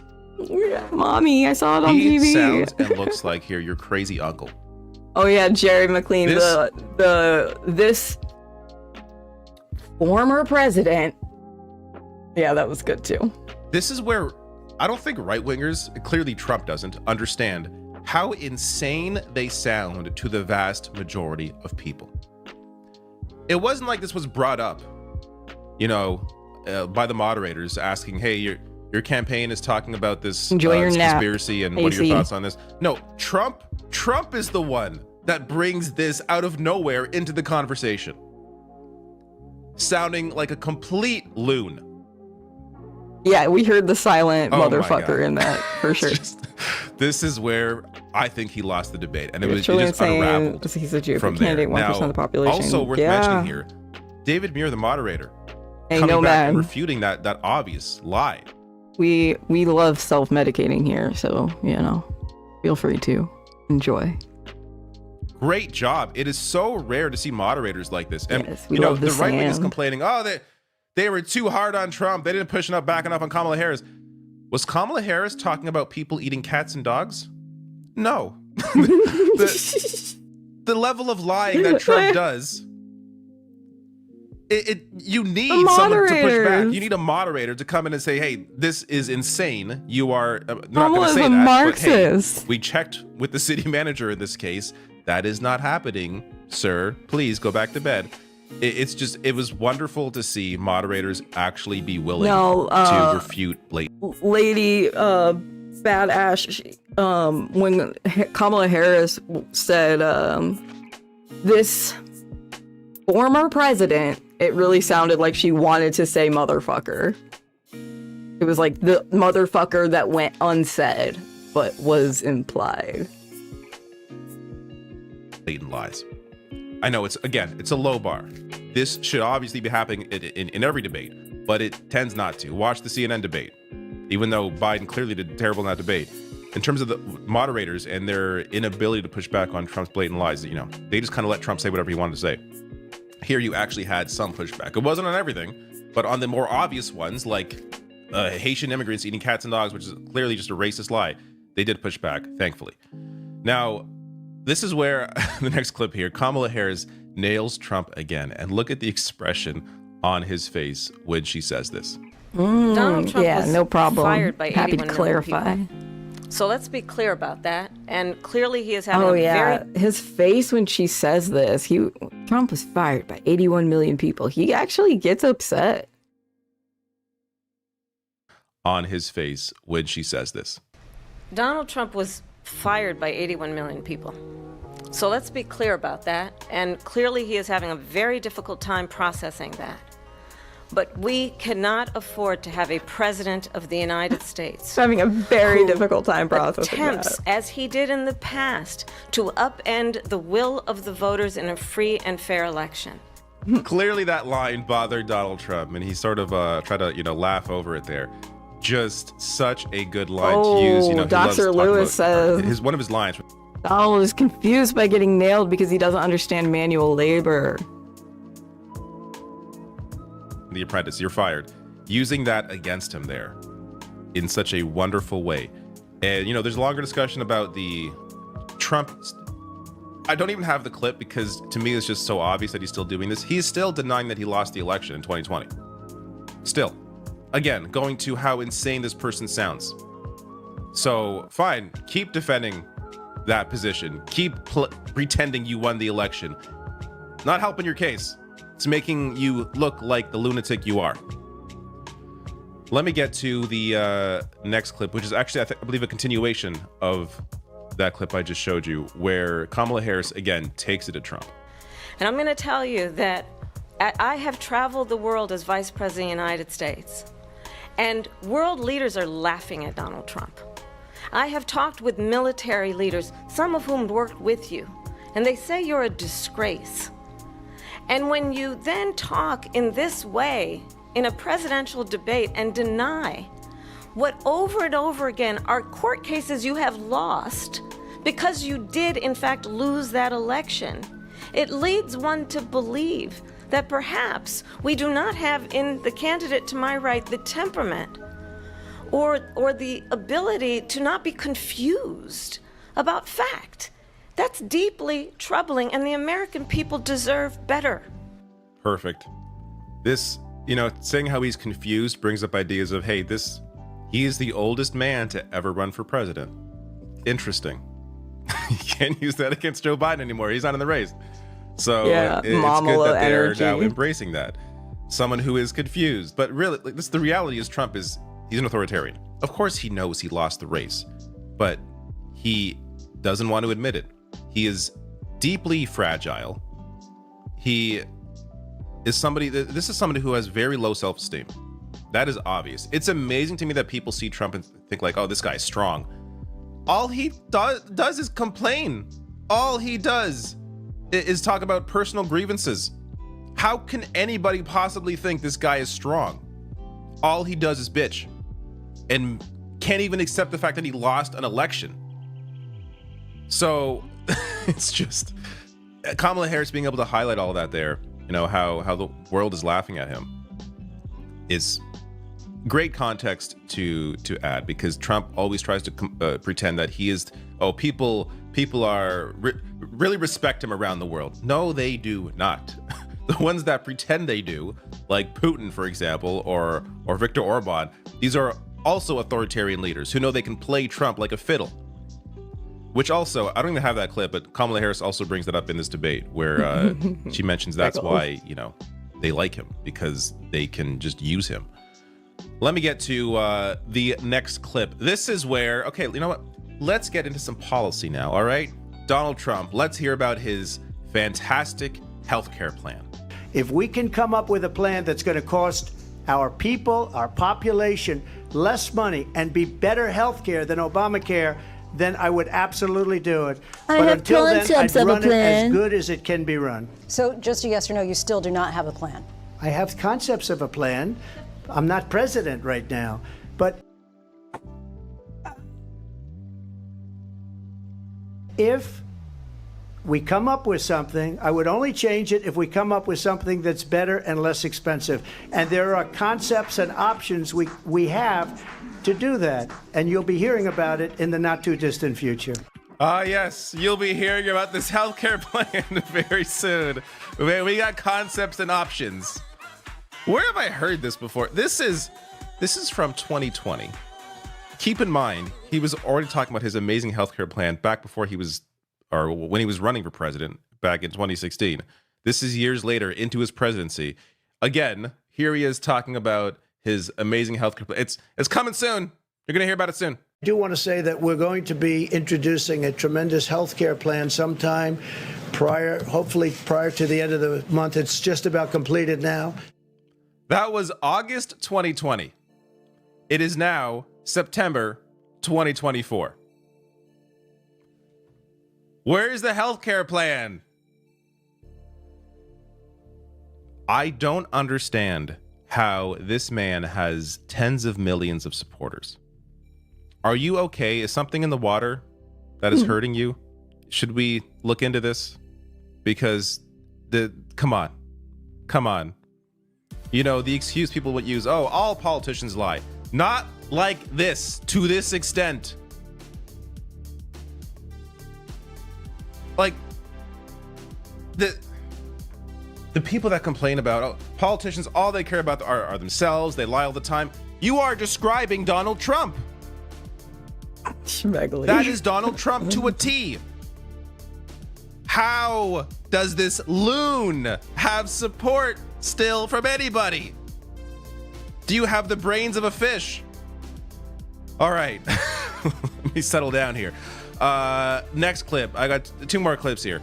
I want to show, I was surprised and impressed by Kamala Harris's response on Afghanistan, because thankfully she actually defended it. Well, I will tell you, I agreed with President.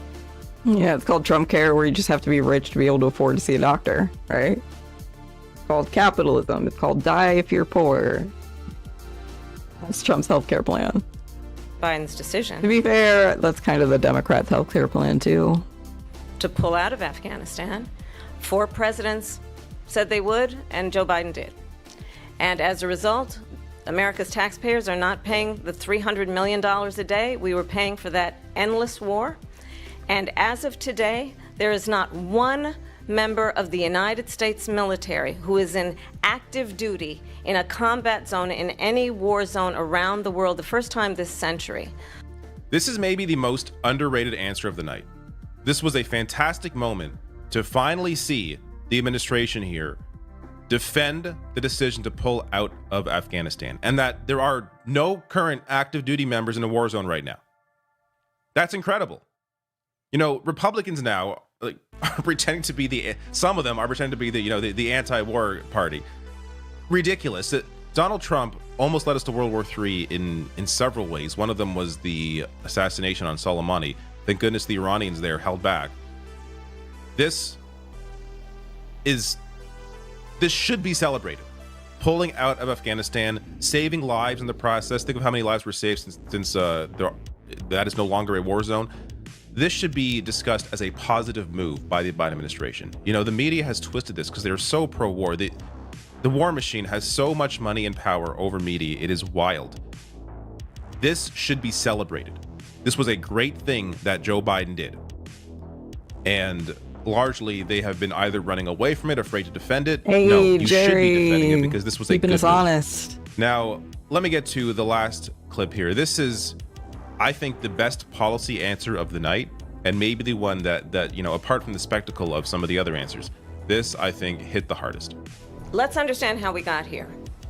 Donald Trump hand-selected 3 members of the United States Supreme Court with the intention that they would undo the protections of Roe v. Wade. And they did exactly as he intended. And now in over 20 states, there are Trump abortion bans, which make it criminal for a doctor or nurse to provide health care. In one state, it provides prison for life. Trump abortion bans that make no exception even for rape and incest, which understand what that means. A survivor of a crime of violation to their body does not have the right to make a decision about what happens to their body next. That is immoral.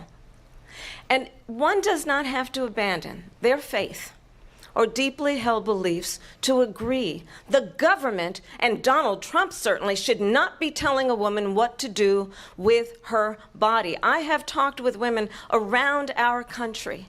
You want to talk about this is what people wanted?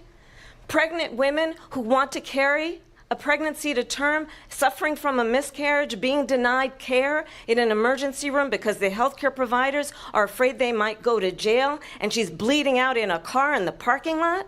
She didn't want that. Her husband didn't want that. A 12 or 13-year-old survivor of incest being forced to carry a pregnancy to term. They don't want that. And I pledge to you, when Congress passes a bill to put back in place the protections of Roe v. Wade, as President of the United States, I will proudly sign it into law. But understand, if Donald Trump were to be reelected, he will sign a national abortion ban. Understand, in his Project 2025, there would be a national abortion, a monitor that would be monitoring your pregnancies, your miscarriages. I think the American people believe that certain freedoms, in particular the freedom to make decisions about one's own body, should not be made by the government. Fantastic. This is clearly, I think, Kamala Harris's strongest policy difference between herself and Donald Trump. We are having to refight fights that were already won because Donald Trump became president. This is a point that should also be hammered home. Just how Trump turned back the clock. You know, people get used to having rights. People get used to, you know, it's normal for us as humans. I have had this conversation before, how like identifying as white is upholding white supremacy, like in solidifying racial hierarchies. While you can still understand that you're benefiting from white privilege, actually identifying as white and aligning with the white race is problematic.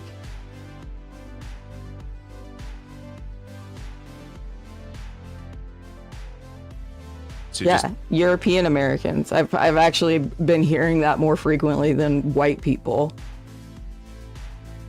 But like you still got to understand that you benefit from white privilege.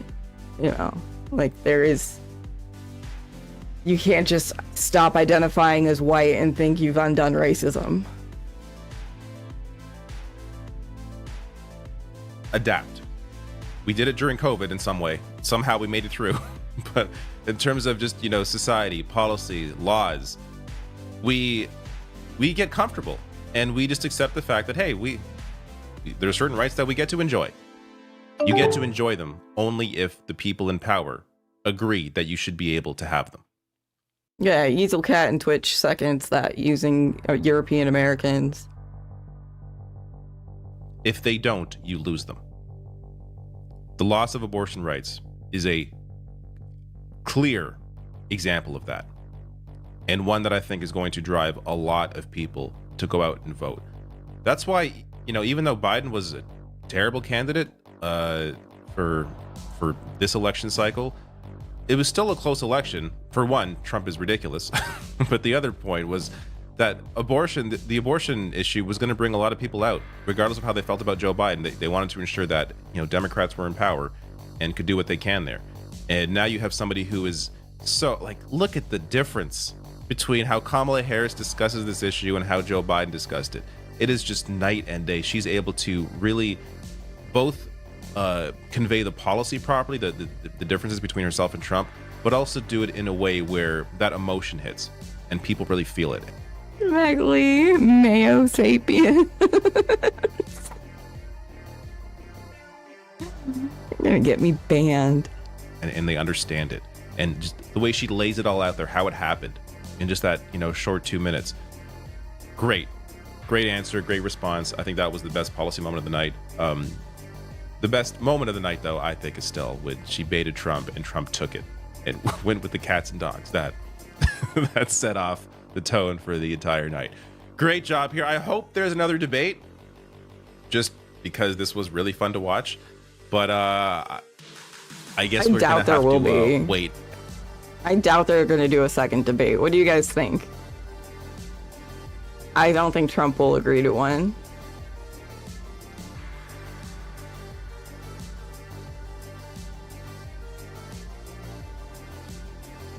Okay.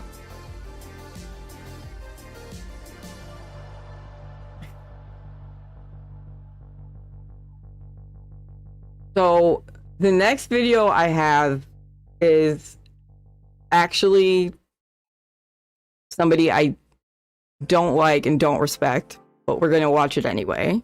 Actually, two people I don't really respect, but we're gonna watch it anyway. And if it's horrible, we'll skip. But is Kamala a communist?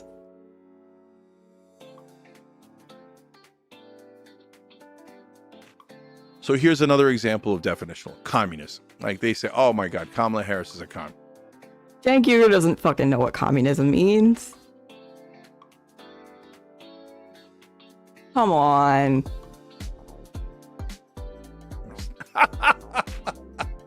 Well, when you're telling on yourself, brothers and sisters, when you say that, that means A, I don't know what communism means, and B, I don't have any idea what's going on in American politics.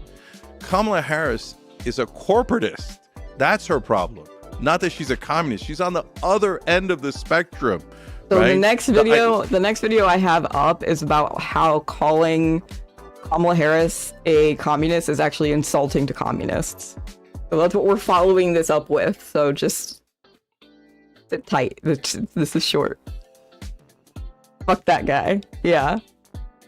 This guy? Yeah. Fuck him. Cenk Uygur, go fuck yourself. The idea that Kamala Harris would come into office and say, that's it, there's no more private property. We're going to take all of your homes and it's now government property, all your cars, etc. She was not going to get within 1 billion miles of that. Her donors would never allow her to get within 1 billion miles of that. That is so preposterous that when you say something like that, it's disqualifying. Like, I can't debate someone who thinks that Democrats are communists when they're actually largely corporatists.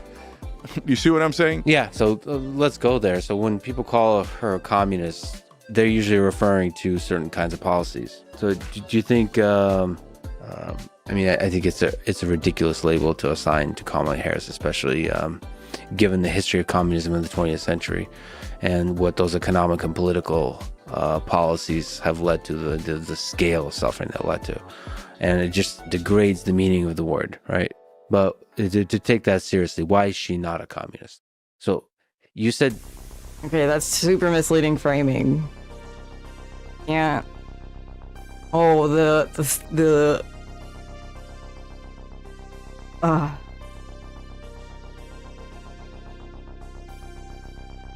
yeah, I mean, that's pretty centrist take, that, communism in the 20th century, all the stuff it led to, like, he's implying that communism, leads to poor economic outcomes, which is not true.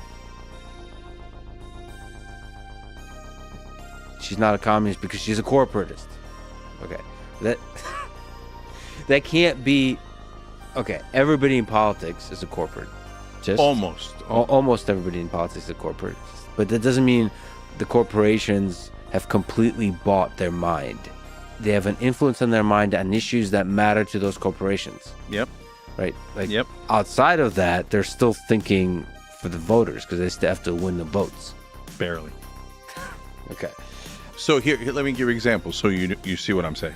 So if you just wanted votes, you would do a lot of what Tim Walz did, okay?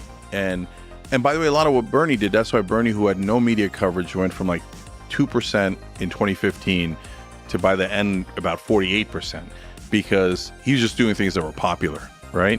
And that American people wanted, etc., right? Because he's not controlled by corporations. By the way, neither is Tom Massey on the right-wing side, on the Republican side, right? So it's not all, that's why I always say almost all, right? So if you're doing things that are popular, people love it. So today, what would Kamala Harris do if she actually just wanted to win, right? So number one, she would try to pass paid family leave right now. Why?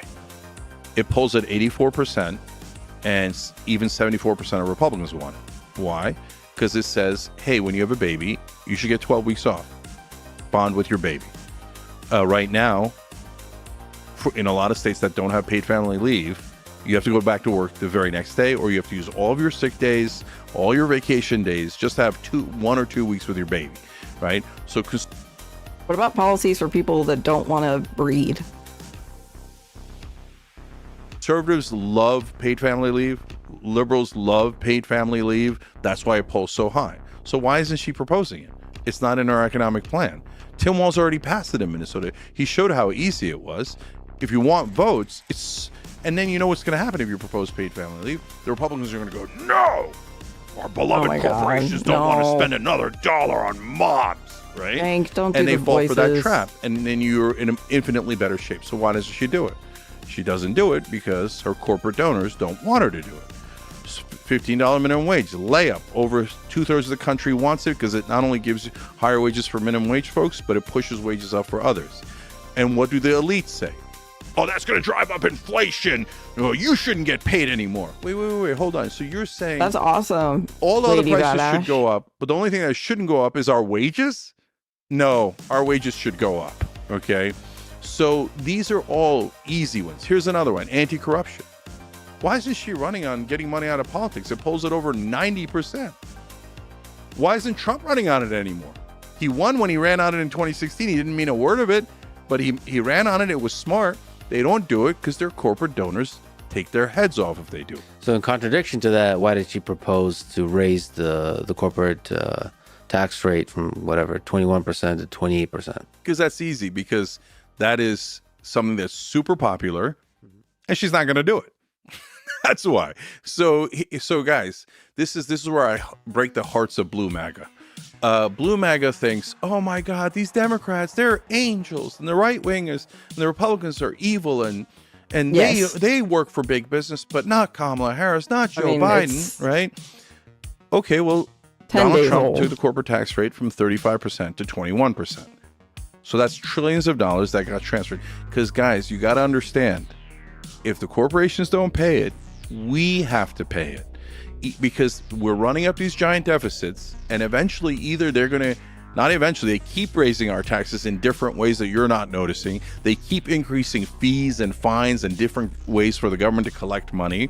So we're paying for it. And on top of that, eventually they're going to cut your Social Security and Medicare because they're going to say, oh, we don't have any options left anymore. Yeah, you don't have any options left anymore because you kept giving trillions of dollars in tax cuts to corporations. So we're going to have to pay for that. So then Biden says, oh my God, I'm going to bring corporate taxes back up. PB, do you identify as blue MAGA? They were at 35. You already did a sleight of hand and said 28. Okay, then he gets into office and Manchin says, no, 25. That's the highest I'll go. And he goes, okay, fine, 25. And then while you're not looking, they just dump it. They don't even do 25. It's still at 21. So hear me now, quote me later. I do predictions on the show all the time because you should hold me.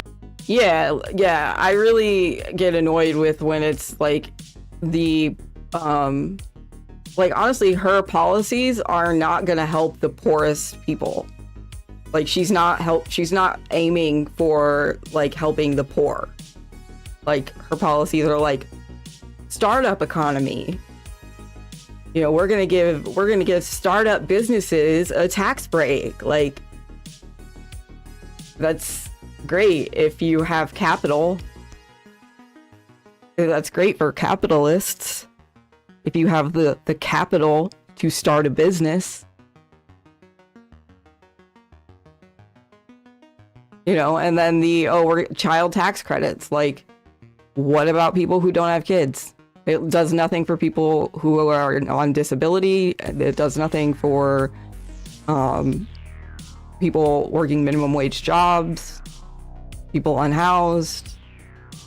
You know, the idea that giving people a home buying incentive is enough to fix the housing crisis is just not accurate.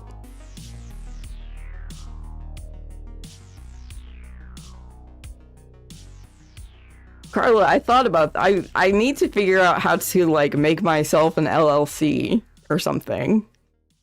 But I don't know anything about that part of business world. Yeah, I'm like I could use a tax break. I'm too poor to pay taxes, but me accountable. You should hold all your pundits accountable. Yeah. If you held all your pundits accountable, we'd be the last man standing, and that's kind of what happened. Okay, so I guarantee you she will not increase corporate taxes. So would the same be the case for price controls or the anti-price gouging that she's proposing? So it's not price controls, it's anti-price gouging. It is price controls, but I mean minimum wage is price controls also. Now we're going to get into a lot of minutia, but I'll try to keep it broad. So price controls are a disaster. They never work. If you say, oh, here's a banana, it has to stay at $1 a pound, make up a number, right? Well, supply and demand is going to move, and then so the minute it moves to $2 where the price should be, then you're going to run into shortages. So we all know this. It's a bad idea, right? But are there laws against price gouging? There already are, and they're a good idea. So why? Like you have a natural disaster, all of a sudden the water that was $1, now they're charging $100. The government has to come in, democratic capitalism. They come in and go, no, I'm going to protect the people. So you're not allowed to price gouge. You know, maybe you charge $2, etc., but you're not going to charge $100. But it is temporary. We get that done. We end the problem there, and we bring it back to a normal supply and demand. Okay, so that's what she's proposing. That's all political because the price gouging has already passed. They did it in 21 and 22, and so now accurate. The grocery stores are actually a low margin business. She says grocery stores. That's how I know she doesn't mean it, because the grocery stores weren't the problem. Consumer goods were the problem. Yeah, those companies. She's following the polls where most people will say that the groceries are too expensive. So she's just basically saying the most popular thing. Yeah, 100%. And you could tell in which proposals she means it and which proposals she doesn't because of the framing, right? So this is a mediocre example, but in housing, she said, we have to stop private equity from buying houses in bulk. I'm like, curious that they put the word in bulk there. why does it have to be in bulk? Why don't we just stop them from buying any residential home? Like, you could set up normal boundaries, right? For example, Charlie Kirk was on the Young Turks this week. By the way, sorry to take that tangent. I really enjoyed that conversation. I really enjoyed that you talked to. That was like civil. You guys disagreed pretty intensely, but like there was a lot of respect. I really enjoyed that. Thank you, brother. That was beautiful. Yeah, you and Charlie Kirk, and I think Anna was there. Yeah, that's beautiful. Right. So, I want to vomit. Yeah, quick tangent. And look, I've done a lot of yelling online. Okay, and I yell when there's a issue that you should be passionate about. 40,000 people, 25,000 women and children slaughtered in Gaza. If you're not emotionally upset by that and you think it's no big deal, I think that's a problem. But when you add gaslighting on top, that's what drives me crazy. And then when you add filibustering on top, then that sets me off. So for all my life, right wing has gone on Mad cable Cat, and I'm doing filibuster. okay. I'm just They having take some up hip so pain. much more time than the left wing guest. And the left wing guest always like goes, oh, okay, well, I'm offended. He's taking up too much time. No, brother, go over the top. Go over the top. You're not going to talk over me. I'm going to talk over you. Okay. So, and then when you gaslight and you go, oh no, 1,200 people in Israel being killed is awful, which it is. But 40,000 people being killed in Gaza is no big deal. We should keep giving them money, keep killing. And that's normal. No, it's not normal. I'm not going to let you say it's normal. That's nuts. Okay. When we were against the Iraq war, there was only 2 shows that were on the air nationally that were against the Iraq war, Us and Democracy Now! With Amy Goodman. And at the time, I used to yell all the time because mainstream media would gaslight the fuck out of us. We're going to be greeted as liberators. Me and Ben Mankiewicz on the air. Ben doesn't yell as much. He's now the host of Turner Classic Movies. But he's saying it in a calm way. I'm saying it in a screaming way. We're not going to be greeted as liberators. When you drop a bomb on someone's head, they don't greet you as a liberator. Stop saying insane things. And 7 out of 10 Americans thought that Saddam Hussein had personally attacked us on 9/11. We got lied into that war by corporate media. Okay. Now there's a couple of good things that Trump has done. One is get people to realize corporate media is the matrix, right? And so now, and get them to an anti-war position. He himself doesn't have an anti-war position, but his voters do, and that's a positive. We can come back to that. But these days, the reason why the Charlie Kirk conversations are going great, and Rudy Giuliani and Mike Lindell, and historically, though, go back again, 10 years, 20 years, we've always been respectful when someone comes on our show and we have a debate. No, as long as they're not yelling, I match the tenor of the host, right? You and I are having a reasonable conversation. Bullshit. Would like a word with you.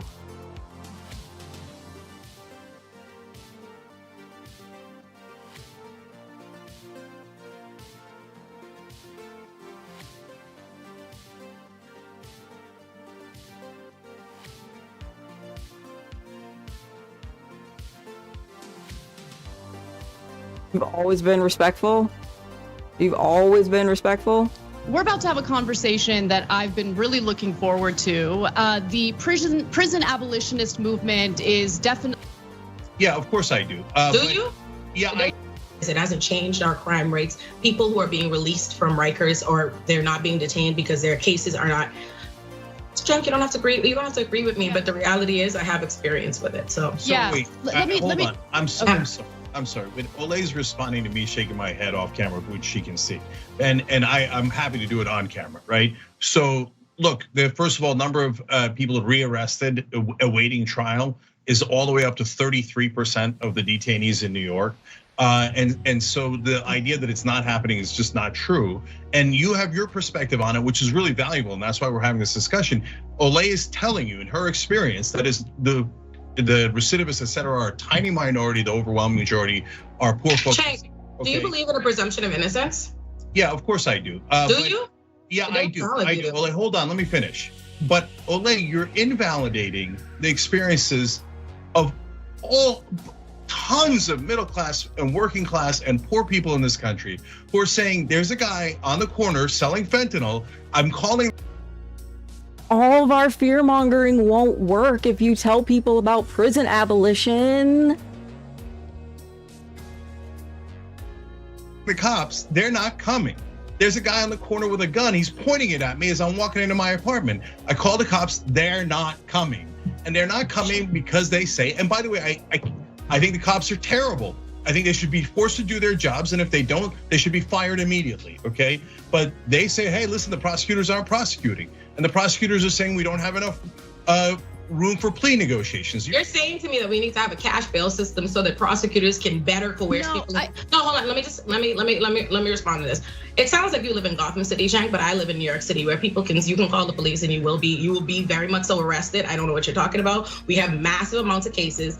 We have people being arrested 24/7. Bail reform does not affect people being able to make arrests. Like I said, felonies, violent crime, cash bail is still being set on these things. The only things cash bail is not being set on are a small amount of misdemeanors and low-level traffic infractions. We very much so, we just, not only do we have we have over 35,000 police in NYPD, but we recently hired more. We increased their $10.4 billion budget to $200 million more. So I don't know why we're talking about the police like they are handicapped and like arrests aren't happening. Additionally, you're saying I'm invalidating the concerns of poor people and Black people. And so I don't know what you're talking about, but I am a Black person that lives in Brooklyn in Flatbush. And I don't know many Black people that are fully in favor of the mass. AC, you mean the 13th Amendment?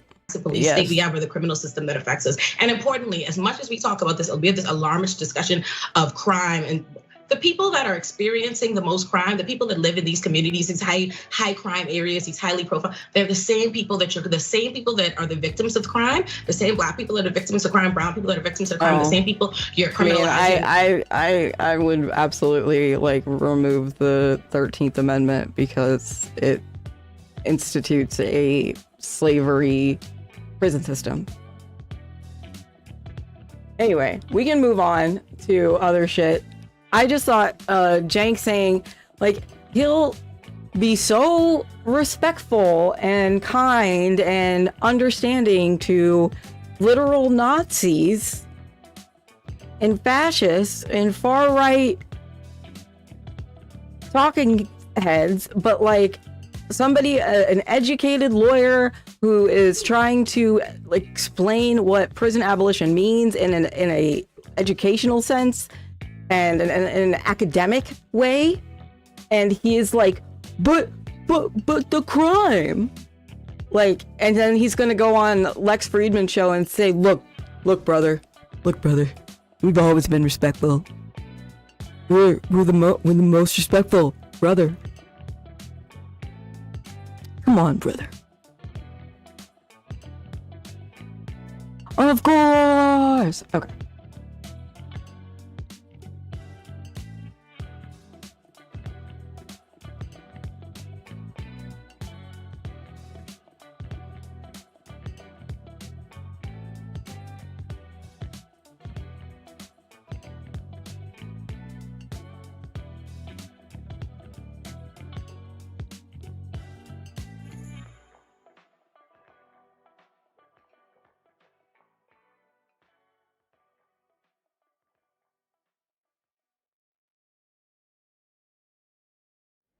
Okay. Oh, remember to stretch, you guys.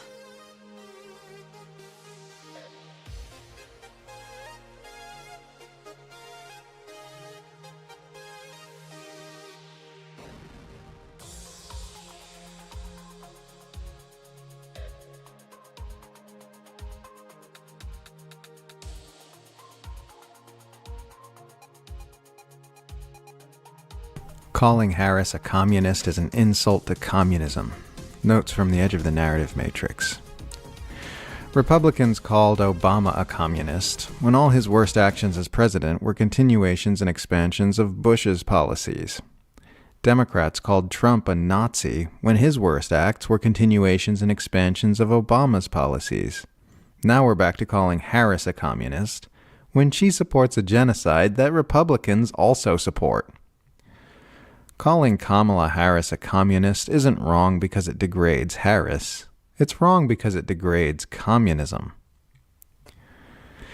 The Biden-Harris administration is knowingly helping the Israeli government wage a campaign of extermination in Gaza that has shocked and horrified the entire world. So obviously, the real villain we need to focus on here is Jill Stein. No serious person believes a bunch of socialists and peaceniks are going to vote for a capitalist warmongering party. Democrats don't bitch about the Green Party because of lost votes. They do it because they hate being reminded that their party's a lie and their values are fake. Democrats saying the Green Party steals their votes makes as much sense as Republicans saying the Green Party steals their votes. The Democratic Party is not a left-wing party. It's a warmongering capitalist party that is presently engaged in genocide and nuclear brinkmanship. Democrats say the Green Party never gets anything done, while the Democratic Party getting things done looks like committing genocide in Gaza, facilitating the exploitation and ecocide of capitalism, and promoting nonstop war and militarism. It's not enough to get things done. The things you get done actually need to be good things. Oh, if Trump becomes president, the genocide will be way worse. Oh yeah? How so? It'll be the bad kind of genocide. Does anyone actually believe Harris would win if she committed to an arms embargo on Israel? Or is that just something people are pretending to believe to draw attention to the plight of the Palestinians? Because I think this is... Okay, we have some conversation going on about prison abolition in chat, saying for-profit prisons should not exist. So what you're still saying is that the government should be able to incarcerate people and force them to do slave labor.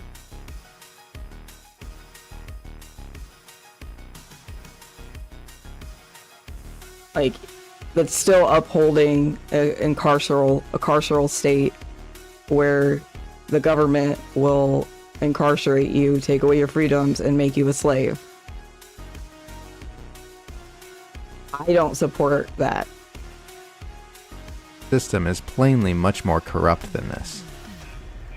If Harris pledged to stop sending weapons to Israel unless it ended its assault on Gaza, you'd see the entire pro-Israel faction and the entire military-industrial complex throw all its funding and all its narrative control into supporting Donald Trump. Wealthy donors who'd been lifelong Democrats would pivot Republican for this election. It would suddenly become a mainstream narrative that Harris hates Jews and loves terrorists. A large segment of the mass media would play along. Op-eds would be churned out by liberal Zionist Jews claiming they must now reluctantly vote Trump because Kamala Harris wants to kill them. Does anyone honestly believe Harris could win an election in an information environment like that? Maybe she could, but it would be a lot harder than just continuing to toe the imperial line like she always has. Obviously, a lot of people would switch to supporting Harris if she pledged an arms embargo, but would there be enough of them to compensate for all the voters she'd lose in a hysterical, all-consuming information op claiming that she's a closet Nazi? It wasn't enough when this was done to Jeremy Corbyn. Harris is a monster, and she'd happily strangle every Palestinian child to death with her own bare hands if it would win her the presidency. But she's not the problem. She's just one person. She's just playing the tune and dancing the dance you need to in order to win a presidential election in the United States. If it wasn't her, it'd be some other monster playing the same tune and dancing the same dance. The real problem is a profoundly corrupt system which promotes the most evil agendas on Earth and elevates the very worst people in society to positions of power and influence to ensure the facilitation of those agendas. Harris isn't the cause of Washington's depravity, she's a symptom of it, just like Trump and just like Biden. Really, the problem is the US empire itself, and all the corrupt mechanisms that keep its gears turning. The slaughter will continue in one form or another until the imperial machine is brought down. Meanwhile, things keep getting scarier and scarier in Ukraine.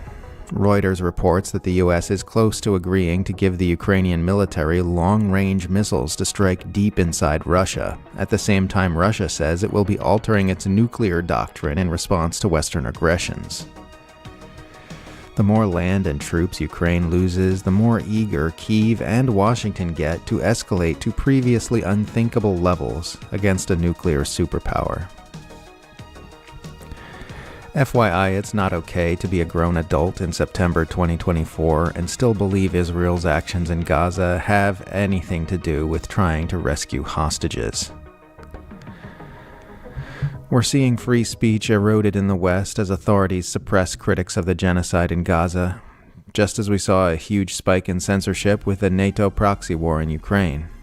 They say these wars are to protect the West and its values, while ruining the West and its values in order to protect their ability. Yeah, exactly, Nomad. Like, it's a punitive justice system, not a restorative justice system that we have. And we could be focused on restorative and rehabilitative justice rather than punitive criminal justice. To manufacture consent for these wars. War, genocide, and tyranny are the West's real values. All art is political. It either opposes the madness of the status quo, supports it, or distracts from it. Creating vapid diversions for people to sedate themselves with in a genocidal, brainwashed dystopia on a dying world is a political act, whether you call it political or not. An artist who says they avoid politics while living in the heart of a murderous, tyrannical empire is lying. They don't. I mean, to be honest, Mad Cat, Scandinavia is a good start. Like, Norway is a good start, but like, it's still an carceral system. So I support prison abolition wholly. Avoid politics. They are directly participating in politics. And why are you crying, chat? And they are participating on the wrong side. All art either helps open people's eyes or helps close them. Almost all art in mainstream culture helps close them, either by normalizing and celebrating the madness of this civilization, or by numbing people to the discomfort of it. This is not just political, it's on the front line of politics. Politics are downstream from culture, and if the culture you are helping to create is mindlessly drifting along with the current of oligarchy and empire, then you have responsibility for where that stream ends up carrying us.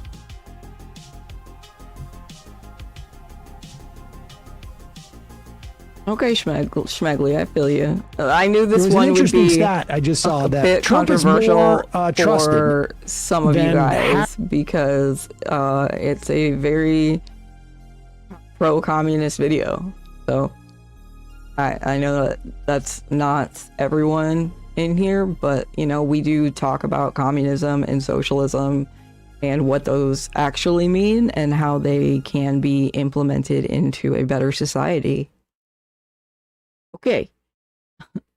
We're gonna watch this quick Majority Reports vid. I'm like waiting for somebody to get out of my bathroom. I can't wait to move. Hey, Madge, welcome in.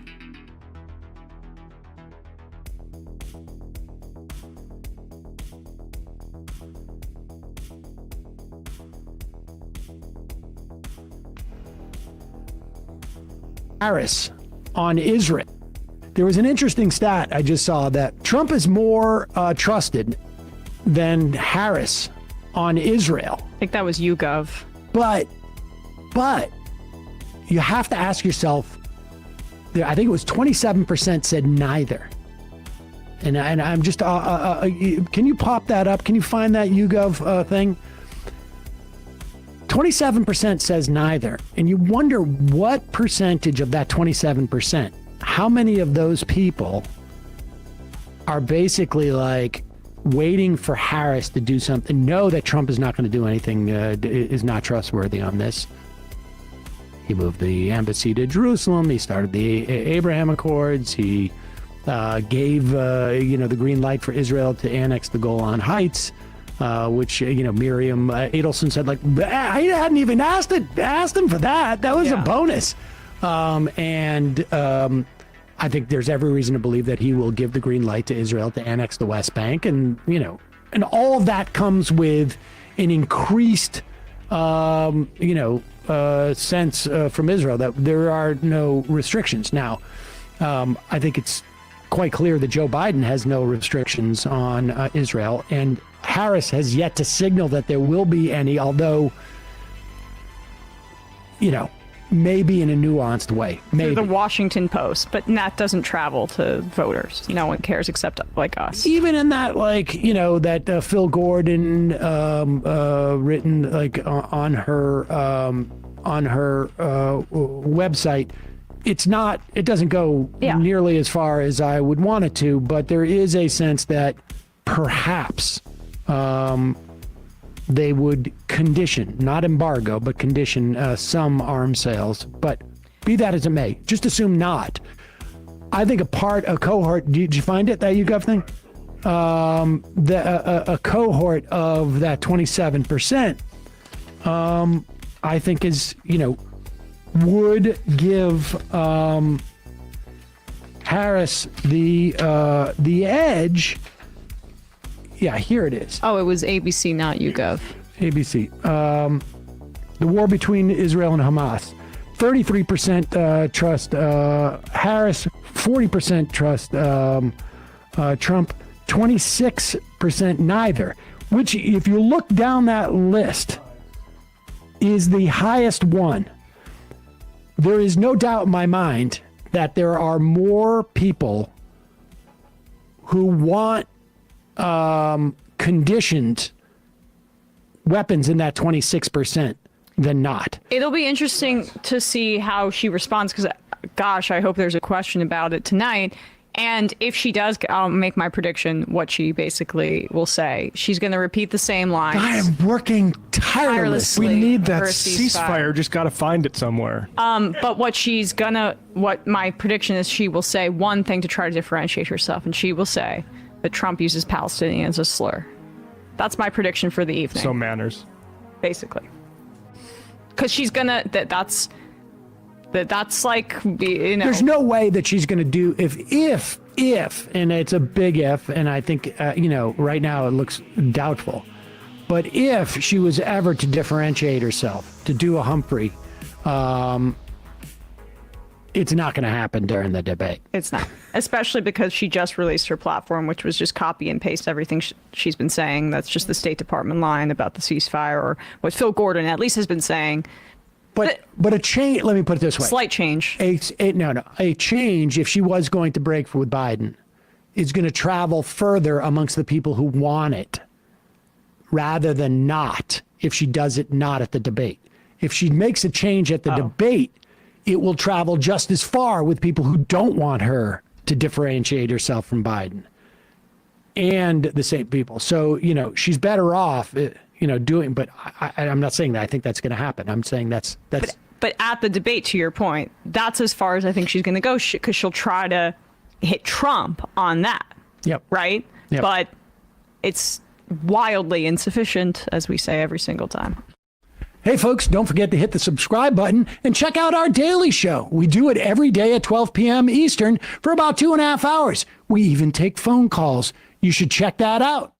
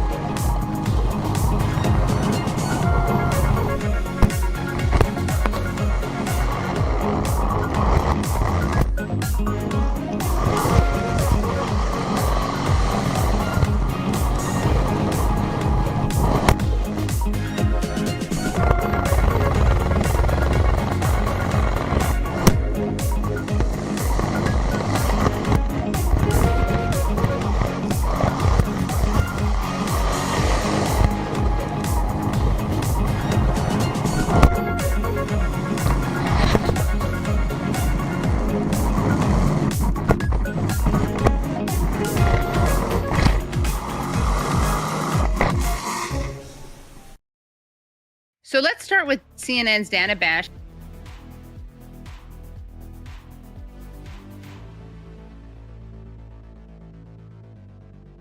Welcome back, everybody.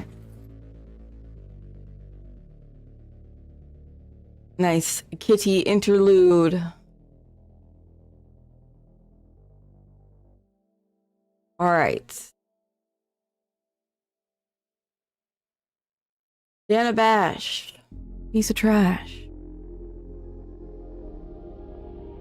Interviewing IDF international spokesperson Nadav Shoshani about the discovery of 6 bodies of hostages that Israel said was killed by Hamas in Gaza. Here with me now is IDF spokesman Lieutenant Colonel Nadav Shoshani. Thank you so much for being here. We are so incredibly devastated for Israel. Peeps, you're asking B-Cat, but yeah, the Maru kitty, oh my god.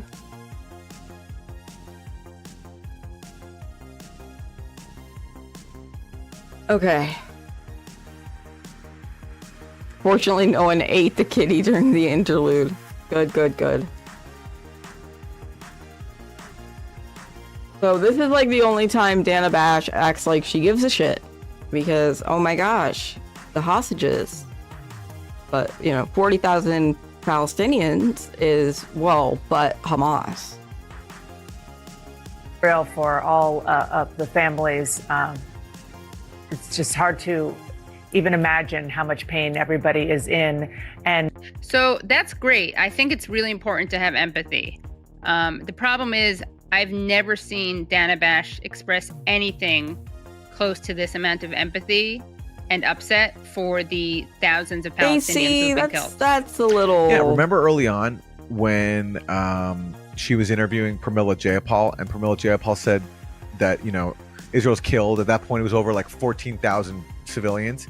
And Dana Bash said, well, okay, yeah, but at least Israel isn't raping Palestinians. The way Hamas was her implication. Yeah, exactly. Right. Like she's saying that Hamas is raping Israelis, but Israelis aren't raping Palestinians, which again, of course, is not true on two fronts. Like it's actually Israel that does rape Palestinians. And today there's no evidence of a single case of sexual assault by Hamas on October 7th. So Dana Bash was telling like a double lie in that one statement. And on top of that, even if it were true that Hamas was... Yeah, AC, I'm not cool with that line of joking. So like, stop it, please. Also, welcome in Neuro Riots. I see ya. Was guilty of rape. Dana Bash was basically saying she doesn't care that, thousands of Palestinian civilians have been murdered. And so now, here we have 6 hostages being killed. And all of a sudden, she starts off the interview with like this huge expression of condolence and empathy, showing she only cares about Israeli Jewish lives, not Palestinian. And can you imagine just reversing it a little bit, going back to that clip with Pramila Jayapal that you just brought up? Imagine if someone said something about dead Israelis, and Dana Bash was like, okay, fine, but at least the Palestinians aren't targeting civilians in the numbers that we're seeing Israel targeting civilians. Like, she'd be fired immediately. Oh, of course. Yeah, of course. If she pointed out that the Israeli toll is a fraction of... EB, no, I was not talking to you. So you're only allowed to also, make I use they, them pronouns, when you're please. justifying and legitimizing and whitewashing Israel. Not the other way around, obviously. Okay. We're like 10 seconds in this clip, and already there's been so much to be outraged about. So I can't wait to hear how the rest of the clip goes. And do you have any idea, and I realize this is early and obviously understandably very delicate, but do you have any idea based on when and where these individuals and their bodies were found that they were murdered after hearing or sensing that the IDF was close by? Well, we will be able to put that information later, but I think that's not the question. Hamas is a terrorist organization that came to Israel, murdered thousands of people, and abducted these innocent civilian young people. So notice, by the way, how he's totally not answering the question, right? She's asking whether or not he thinks that Hamas decide to kill these hostages because the IDF was approaching? And his response is how Hamas is a terrorist organization that killed people on October 7th. Okay. Yeah, he even said that's not the question. Right, exactly. Yeah. And To be fair, he's honest about it. Yeah. And she nods like, "Yep, yeah, you're right. I shouldn't even be asking. I shouldn't even answer that question." She's. I'm surprised she doesn't. The only thing she doesn't do is like literally self-flagellate physically, course- but she does emotionally. Yeah. And of course, he lies about the toll. He says Hamas came to Israel, killed thousands of people. No, the official toll is about 1,200. 800 or so civilians, the rest military and police. And again, we don't even know how many of those A lot of people them were Israel killed by Israel. We do know Israel killed some of them because they used the Hannibal Directive. But anyway, even if Hamas had killed every single victim identified on October 7th, the official toll is about 1,200, but it's just not thousands. The correct verbiage there, the correct wording would be hundreds. Of civilians, right. Yeah. No, hundreds, period. Hundreds of people, period. It's like if you say, if it's thousands, that means multiple thousands. Multiple thousands, right. Yeah, it's not so you even don't over, say- right. Yeah, and of course you won't correct him for that either. Of course not, yeah. And they murdered them, and that is because they're a terrorist organization. I think I would not be the one looking for reasons for Hamas for why they did this. No. It's a terror organization killing innocent civilians. One of them, Love you, an Schmegs. American civilian, you all know of, that was killed brutally in this tunnel. Yeah, and I just want to make no mistake about this. Hamas is a terror organization. Thank you, Dan. And they are the ones. And considered by some countries to be a terrorist organization. Not all. In fact, the majority of the world does not view Hamas as a terrorist organization. To blame for this. I guess the reason I was asking that question is whether or not they were close to being rescued. That was the basis for my question. Yeah, the reason to ask the question, okay, is because They want to set up this and fucking of course, Dana Bash would narrative. never acknowledge this because I don't think her brain will allow her to think this way. But Israel could free all of the captives, all of them, if it just accepted the deal that's already been on the table. And in fact, they could have freed Since all of March? them before Israel had invaded, because before Israel June. invaded, Hamas said, we'll free all the captives if Israel pledges not to invade Gaza, which Israel obviously ignored. And then recently, there was that rescue operation where Israel did free a few hostages, but killed hundreds of Palestinians in the process. And after that, Hamas says they've changed their policies to now allow them to kill captives if Israel is close to freeing them. So basically, Hamas is saying that we're not going to let Israel massacre hundreds of people and get away with rescuing captives. If it's going to go for these operations, then the captives are going to die, which underscores the need for a negotiated agreement to stop all the people being killed, whether it's Israeli or Palestinian. But of course, Dana Bash can't make those connections because she's in service of Israeli propaganda. Right. Because this is all Hamas's fault and Israel has done nothing wrong whatsoever. But it's also interesting, note how he refuses, and so does Dana Bash, to see Hamas as rational actors. They're just terrorists and evil. They're just terrorists. Yeah, exactly. And who does that help? Does that actually doesn't save, again, we know these people don't care about Palestinian lives. That actually doesn't save the lives of the Israeli Jews who these people claim to care about, which is why you have hostage relatives saying you have to negotiate. Yeah, but they don't care. They're just more No, they don't care. concerned with killing Palestinians and destroying Gaza. So, Lieutenant Colonel Shoshani, thank you so much for being here. And again, we are just devastated by the news. So again, their pressure is just murdering, massacring, and actually provoking Hamas. Given what we now know about Hamas's decision, they are actually complicit in the killing of the hostages, of the captives. And again, she shows once again, in just as she does in the beginning, at the end of this, she shows so much sorrow and empathy that I think that's a good thing to have. I would just like it if she saw Palestinians as human beings also. And I just want to add that what's interesting is, again, not that Dana Bash brings this up, but you have hundreds of thousands of Israelis protesting because they want Netanyahu to actually negotiate. all right. Well, for more reaction to the killing of these hostages, let's go to Adam Schiff. We haven't heard from him in a while. Best known for going on TV and lying through his teeth for years about having secret evidence of a Trump-Russia conspiracy. Well, let's hear his thoughts on the deaths of these hostages. Are in Oakland, California right now. That is where Nomad, they are only protesting the hostages. They don't give two fucks about Palestinian lives. The average Israelis. Most of the Israelis. There might be some who are like, you know, probably a little too much. But like, it's a super small percentage. A 420. the Goldberg Poland family is originally from. And I want to get your reaction to the murder of Israeli-American hostage Hirsch Goldberg Poland and 5 others. Well, when I heard the news last night, I felt sick. I am just absolutely heartbroken for Hirsch's family, for the families of these other hostages that were butchered by these Hamas terrorists. And it just is hard to wrap your head around. I think we all came to know Hirsch through his family. And it's just devastating. And these sons of bitches who did this ought to be hunted down and brought to justice, no matter how long that takes. I hope and pray, I think as we all do, that there's a negotiated end to this war, and soon, and that not another innocent person loses their life. And I just can't imagine how his family must feel right now.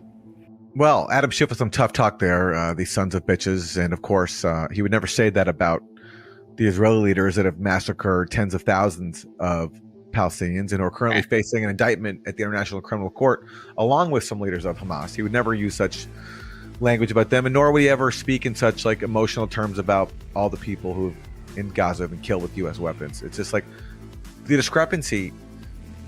It's just incredible. Like all these tens of thousands of people who don't even have names. Like we never. There's no Palestinian equivalent of Hirsch. Like now in the U.S., everyone knows about Hirsch. Who of no course, Palestinian parents. No parents of Palestinian hostages were invited to speak at the DNC. Obviously, because no Palestinians at all. Right. Yeah. Exactly. So the dehumanization is just. I've never seen anything like it. It's so blatant. It's so blatant. And they can get to go on TV and be emotional about these Israelis who all have a face, they all have a name, they all have families. But these tens of thousands of Palestinians, babies to the elderly, spanning the whole spectrum of human life. None of them have a name, none of them have a face, and none of them matter to these people. Yeah, and it's also worth noting that the Israeli population, hundreds of thousands of Israelis, are protesting precisely because they know that Netanyahu is responsible for the deaths of these hostages in some part. I mean, lots of them would blame Hamas too, but they also know that Netanyahu has not done everything he can to get these hostages freed, and they want negotiations. And of course, hostage families are also very, very vocal about this. And freed hostages have been yelling at Ben-Gvir and Netanyahu for not doing everything they can to free these hostages. And I just want to read a quote from Benny Gantz, who said about Netanyahu, he knew the hostages are living on borrowed time, that the sand in their hourglass was running out. The blood is on his hands without absolving Hamas of any responsibility. And by the way, for people who don't know who Benny Gantz is, he's an Israeli politician and a retired army general, and he was the Minister of Defense in 2020 and Deputy Prime Minister. So he's, again, not a peacenik. Yeah, I mean, really, it's only the Biden administration and Netanyahu's like extremist of the extreme allies who are covering for Netanyahu anymore. But that's all he needs. Like, even the fact that he is like people in the Israeli leadership revolting against him and saying he's undermining a deal. He has the support of the U.S., so therefore he can continue not just massacring Palestinians, but also endangering the lives of the remaining Israeli hostages. Right. Lately, I've been going through shit. It's a smoke break, y'all. I don't wanna do shit.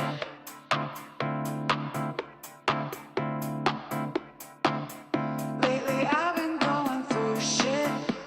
We all need a little mental health break, right? I don't wanna do shit. Oh my gosh, chat. Lately I've been going through shit.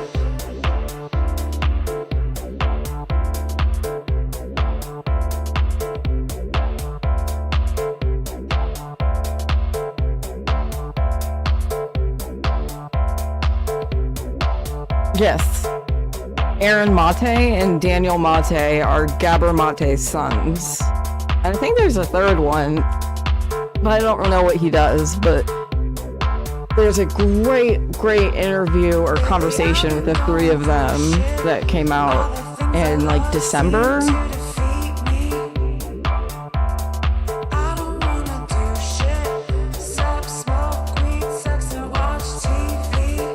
This is Ollie Problems. I don't think it's going to be copyright struck.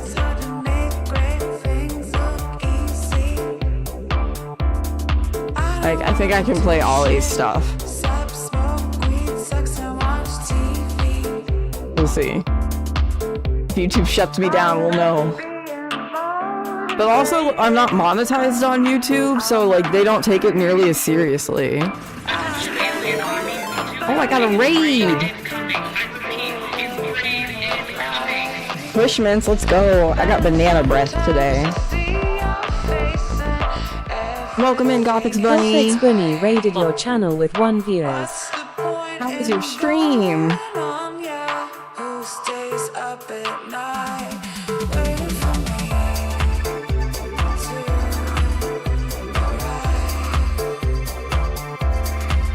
Like, I don't know what YouTube's policy is about, like, smoking on stream, so I'm just gonna no cam real quick. I'll be right back. I'll be here, just smoking.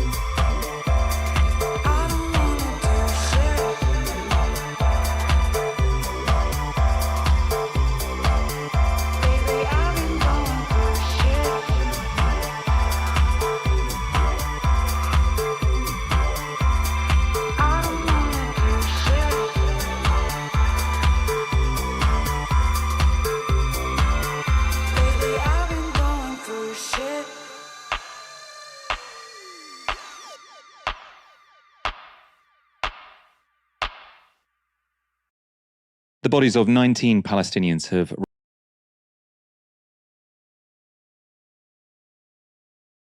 Talk about a buzzkill. Content warning, trigger warning, heavy content incoming. Okay, we can get through this together. We're here, chat. We can do this.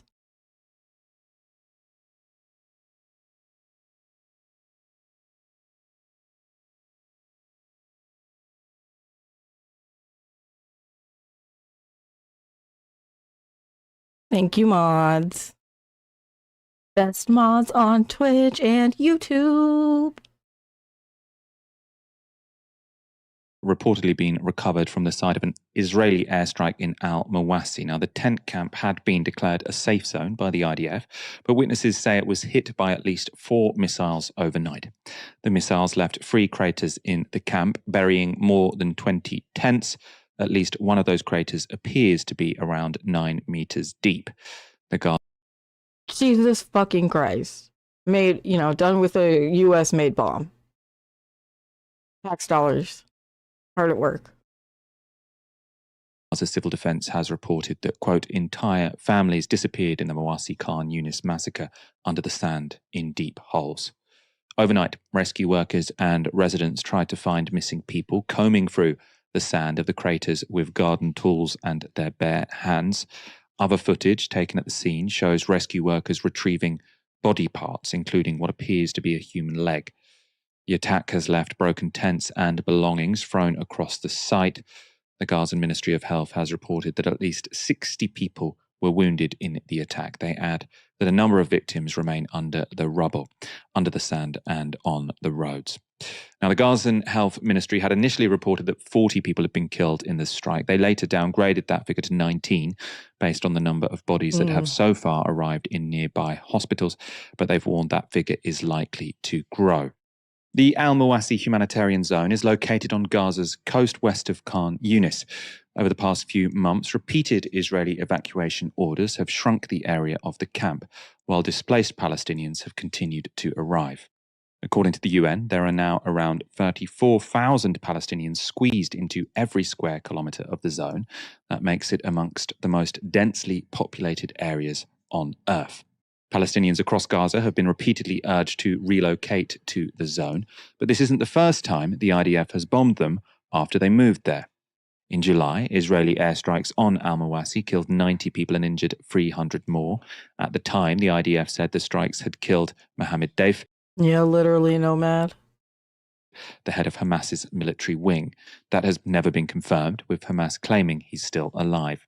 There have been 4 other air assaults on the camp since its designation as a safe zone last December. According to the IDF, the most recent strikes were, quote, precise and intelligence-based and targeted at a Hamas control center in the camp. They also claim to have killed 3 Hamas fighters involved in the October 7th attack on Israel. Hamas denies that any fighters were present at the scene, and the size of the craters left at al-Mawasi appear to be the result of heavier munitions, perhaps from amongst those supplied by the US in recent months. According to the Israeli government, it's received more than 50,000 tons of arms and equipment from the United States since the war began. And the US completed its 500th air delivery of weapons to Israel just last month. One of the men responsible for that unfettered flow of bombs to Israel is US Secretary of State Antony Blinken. And on the day of Israel's latest strike on Gaza's humanitarian zone, he's been in London meeting Foreign Secretary David Lammy, where he said this about the US's commitment to peace in the region. From day one, our purpose has been not only to make sure that Israel can effectively ensure that October 7th never happens again, but also that the conflict doesn't spread. And we're intent on that. But the longer all of this goes on, the greater the risks of just that happening. So I think for Israel, clearly for the Palestinian people, and especially Palestinians in Gaza, who desperately need this conflict to be over so that they can get the help that they need and begin to rebuild their lives. For every country in the region, the interest is clear. I can't speak to what's in the mind of Mr. Sinwar and where his interests lie. He will have to make those judgments for himself. But we remain resolute in working to bring the ceasefire over the line because it would open up so many more positive prospects. It's so just grimly disingenuous, isn't it? Sort of talking about, and more than anyone, it's the Palestinians who are suffering in Gaza. They're being bombed by the weapons you sold the state who's doing the bombing, right? You can't stand up there and say, oh, I feel so. Yeah, no, right. We covered that after when Benny raided earlier. Because somebody else brought it up and I actually retweeted it or a picture of it, and you know that the trashy yucky turfs are still at it. Sorry, responding to a comment on Twitch. Yeah, it's all good. It's all good. Yeah, for those who missed it earlier, TYT shared this fucking transphobic thing about like perpetuating the lie that illegal immigrants are getting trans surgeries in prisons, and should Americans pay for it? I mean, they're just so far gone. Anyway, oh my god, Blinken was the best reindeer.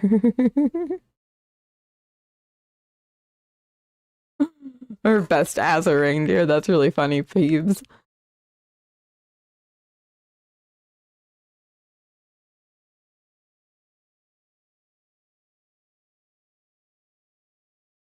Much for these people. We're trying to bring this to an end. We're trying to win a ceasefire while you.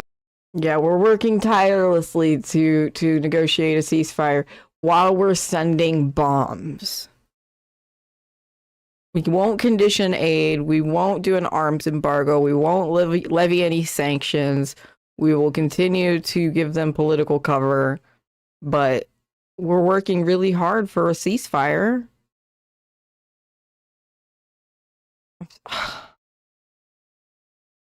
You were the one arming the main belligerent. You just stop sending Helena, bombs. what did you make of Oh, we love Anthony Helena. Blinken's visit to London today? Again, I just have to echo your sentiments here. Y'all check out Helena, No Justice MTG, Twitch streamer, YouTuber. It's just, they keep trying to pull the wool over people's eyes. All we need to do to be able to get ourselves to a position of having a peace deal is just people talk. If all we do is talk, somehow we'll get there. It's interesting now that the press in the United States, and to an extent here as well, have actually started reporting in earnest that it is Israel who keep collapsing these peace talks. So for Blinken to come here and say, "Oh, we want to make sure that we actually get a ceasefire deal to stop the people dying in Gaza," and I'm like, well, first of all, you know, hey, Arberlin, welcome in. Israel, who are the ones who are scuttling these peace talks, and they have done many occasions. There have been a couple of times where Hamas have changed things last minute in terms of the ceasefire agreement, but these are few and far between in comparison to how Israel have approached having these talks over a ceasefire, because of course Netanyahu doesn't want one.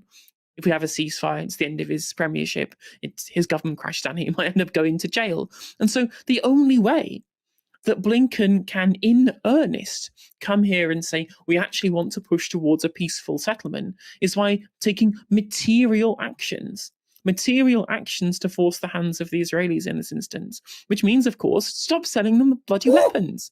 Stop giving them political and diplomatic cover. Like, these people don't respond to rhetoric, they respond to action. Even small actions like the UK took in removing a very small amount of arms licenses. It was so much of a slight that Netanyahu was still mad, even though it was 8%. And that's a precedent that's technically been set now, even though it's only a minor one. You don't even get a single concession in that regard with regards to the United States. A single concession at all. So again, it just seems the temerity is crazy to come here and then stand up and say, well, we want to make sure What's we good, get a peaceful settlement for the people comrade? of Gaza, whilst fundamentally undermining that position with every material action that they've taken. And just before I finish up here, one note in terms of the strike on the humanitarian zone. First of all, it seems to me at this point that the humanitarian zones don't even serve much purpose. If they keep telling us, well, Hamas uses human shields, we have to attack the camps, we have to attack humanitarian zones, because that's where the chief of the Al-Qassam brigades was. Well, if you're just going to attack them anywhere, regardless of their humanitarian status, as long as there's a Hamas militant there, then what is even the utility of these places regardless? And Hamas have claimed that none of their fighters were in this zone. There was a command and control center there, apparently according to Israeli intelligence, something that has very much been circumspect in terms of how we actually look at the veracity of their claims. When the Al-Qassam Brigade's website will proudly proclaim when one of their soldiers or fighters or militants has been martyred, like the 10 who were killed in the West Bank. They're all on the Al-Qassam website. You can go and read it for yourself. Yet they haven't claimed anybody in these attacks on the humanitarian zone. So I don't believe a word of what Israel is saying about this.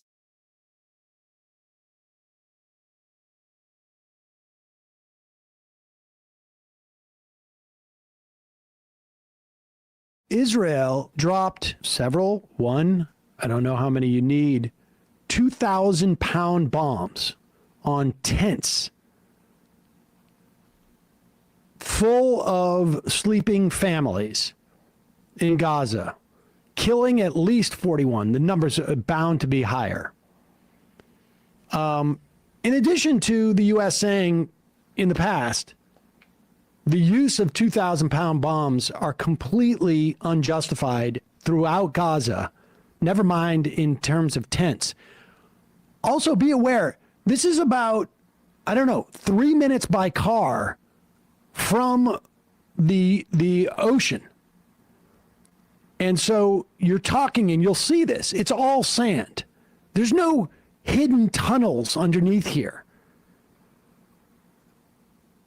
And here's some footage of what it looks like in the aftermath. Look at the size of this crater. Unbelievable.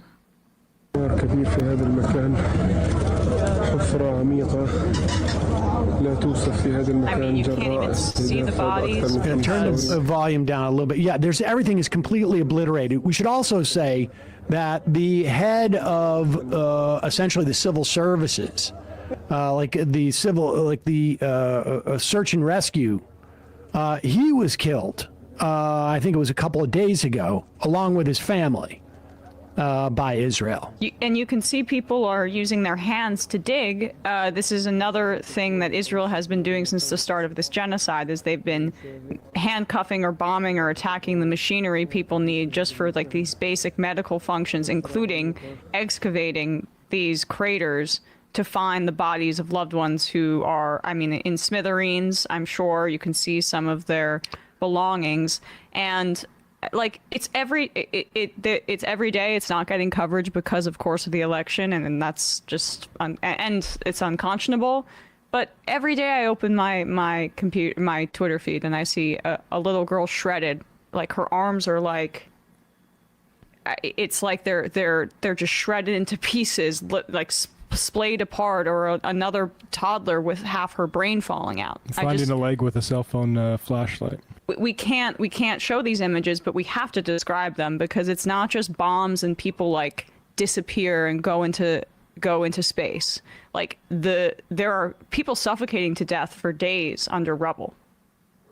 Here is a Sky News report. Of course, Israel has some type of justification in their mind, but understand, this is the humanitarian zone, and it's in quotes. This is the safe zone. This is where Israel said to these families, these refugees, go and you'll be safe here, because we're bombing the hell out of everywhere else. And they bomb the hell out. It's not the first time that they've done this, but it's just, it's insane. It's insane. And this, as William Burns, the head of the CIA, has basically said, there's just simply no will on the part of Israel to have a deal. So this is not happening. But listen to their justification here. Supposedly this was a major tactical hub for Hamas. Listen. Gaza now, where local officials say at least 40 people have been killed in an Israeli airstrike. Well, our Middle East correspondent, Alistair Bunkle, joins us from Jerusalem. Alistair, what more can you tell us? What's the latest?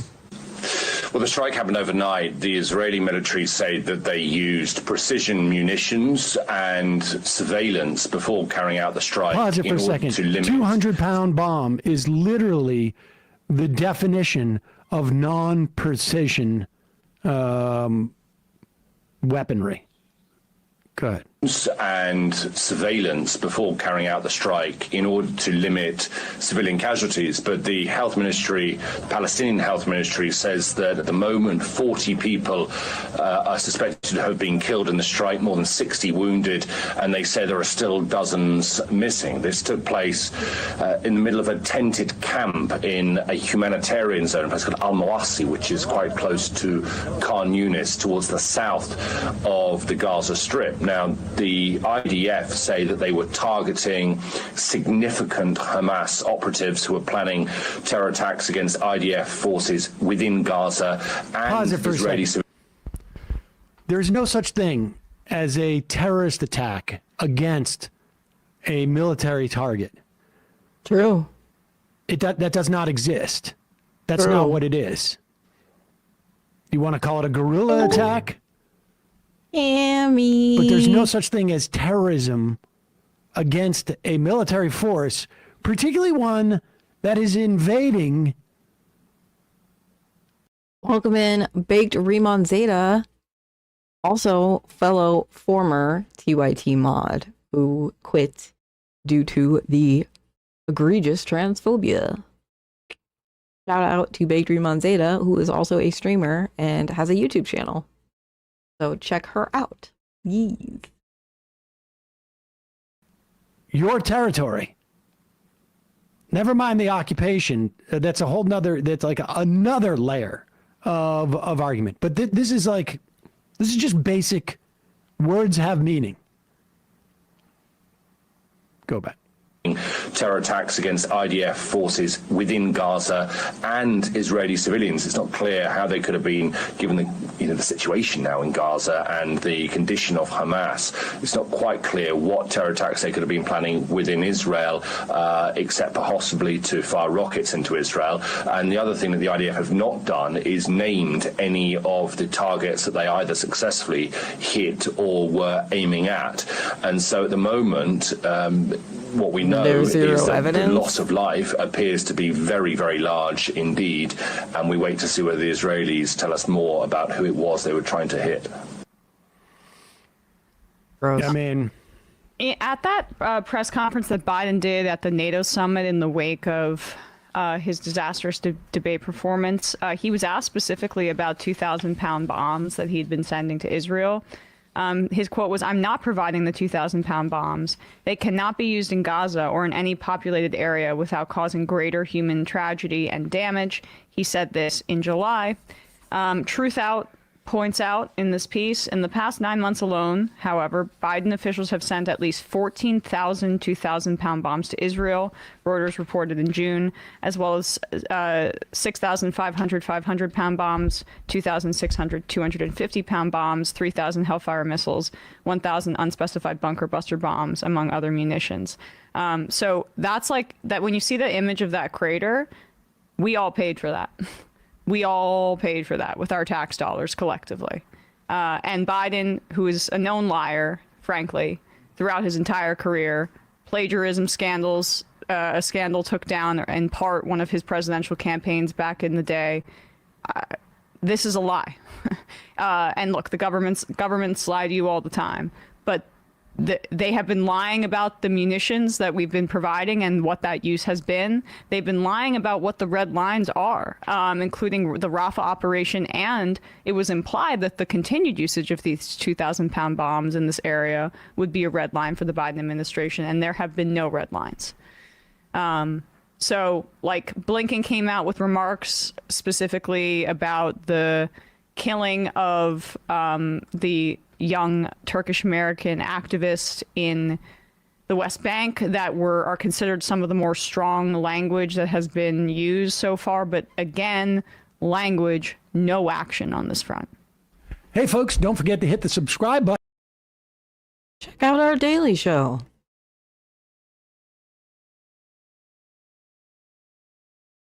Okay, more a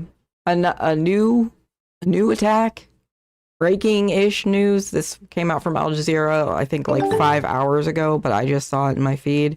What's up, Roshan?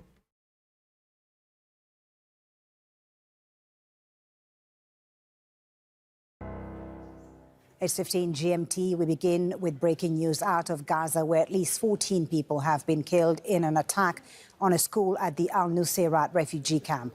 The UN-run school houses thousands of displaced Palestinians in central Gaza. 2 UNRWA staff members are among the dead. Dozens more have been injured. Israel says it was targeting a Hamas leadership compound. Israeli forces have been carrying out deadly attacks across the Gaza Strip since dawn. Let's go straight to our correspondent Tariq Abu Azoum, who's live from Deir al-Balah in central Gaza. Tariq, you've just been to the scene of that attack in the Nusayrat refugee camp. Tell us about what you saw and heard. Well, basically, Foley, I've just returned from the site of the attack that the Israeli fighter jets have targeted Al-Jaouni school, which is a UN-run evacuation center in Nusayrat refugee camp. Now, as from the first moment I entered the school, I just observed a tremendous amount of destruction, in fact, being inflicted to the place. Piles of rubble are scattered around the area.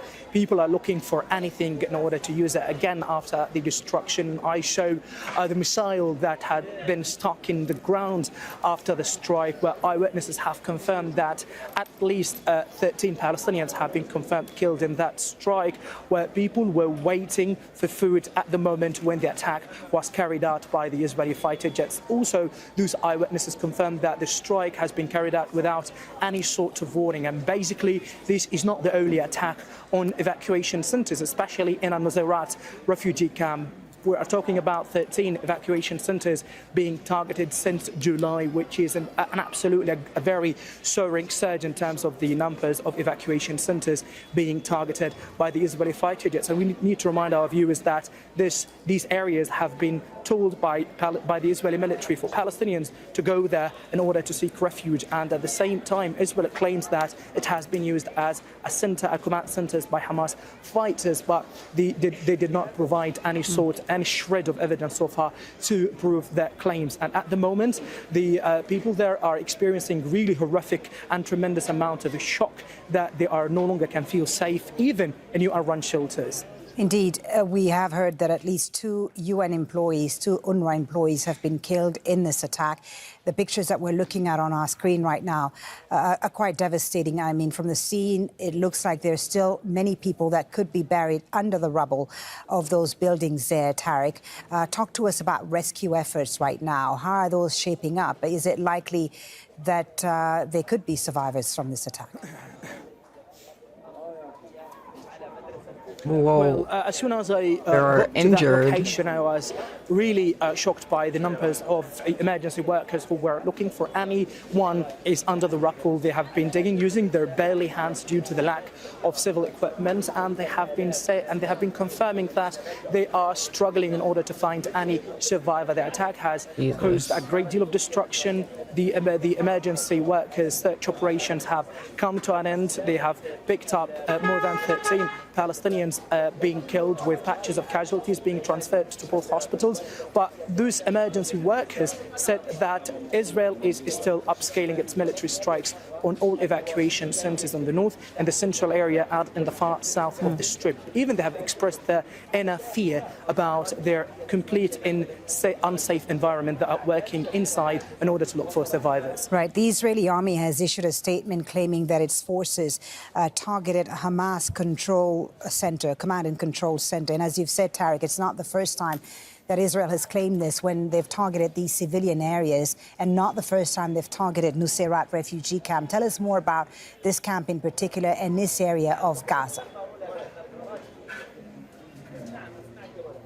A Nusayrat camp is a sort of a structure being in fact established in 1948 in order to host Palestinian refugees, and it's a very battered camp with huge numbers of houses being built in a very heavily built up neighborhoods. This camp has been under very relentless Israeli attacks since October the 7th. People have been killed in the homes and the evacuation centers, and even while they are sleeping without any sort of warning. The Nusayrat refugee camp is so adjacent to Netzarim corridor, where its northern part has been completely under repeated Israeli attacks as a part of their ongoing operation to expand the Netzarim corridor and to guarantee that there is no any sort of military threat could be imposed for the Israeli operating troops in Netzarim area. And at the same time, families there have been repeatedly expressing their concerns about the possibility of the military incursion for Anuzarat refugee camp and to be split from other parts of the Strip, which means that the lives of thousands of Palestinians will be at a really high risk, which means that Nomad, these people are under relentless and constant. Good point that people forget that the U.S. is a bad faith actor and should not be involved in the negotiations. Threat of death. This is the grim reality there. Families even have been moving from the northern part of Gaza to Anuzarat after Gaza's wedding in order to find some sort of safety. But with the expansion of the Israeli military operations to the south, the entire Strip has been the theater for the Israeli military operations. Tariq, thank you very much for the update there on this latest Israeli attack on the Al-Nusayrat refugee camp in central Gaza, where at least 14 people have been killed, including 2 UN employees. We will bring you the latest on this developing story when we have more information, of course, here on Al Jazeera.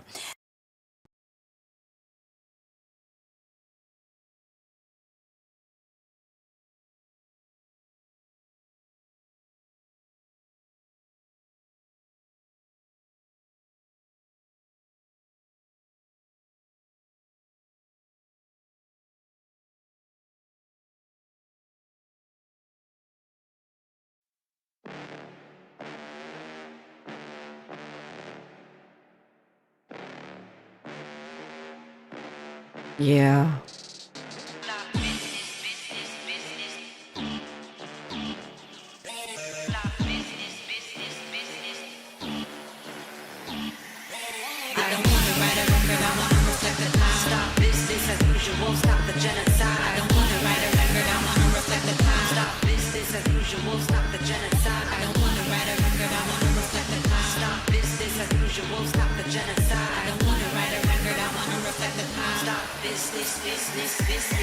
I don't want to write a banger, I want to reflect the time. Stop business as usual, stop the genocide. It's land back from Philippines to Palestine. It's time to uprise till we're all free.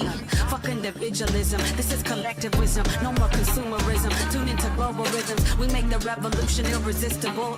Leaning on each other, holding them accountable. They turning humans into robot cops. Slaves to empires, brains whitewashed. They put whiteness in religious laws. Gave them rights to enslave mass graves, land theft, prison jobs. Real loves and decolonization. Stop the killings and the occupation. Changing, using radical imagination. Together we're amazing. I write a record, I want to reflect the time. Stop business as usual, stop the genocide. I don't want to write a record, I want to reflect the time. Stop business as usual. Please set it, freedom, yes, we'll get it. Revolutionary message, genocide, don't let it pass you by. Children continue to die, yeah, ask me why. People in land colonized, live in a prison state. Daily they discriminate, rather kill than integrate. Watching us disintegrate, but you cannot imitate our style in your face. Revolution illustrate, truth will disseminate. Land back from Peru to Palestine, killing people for some oil, land and some gasoline. I'm talking revolution, this is not an average dream. When you fight against the system built on white supremacy, I don't want to write a song, I want to reflect the times. Flood the industry with revolutionary minds. Colonize the forces, stop the business enterprise. 35,000 killed, Palestinian genocide.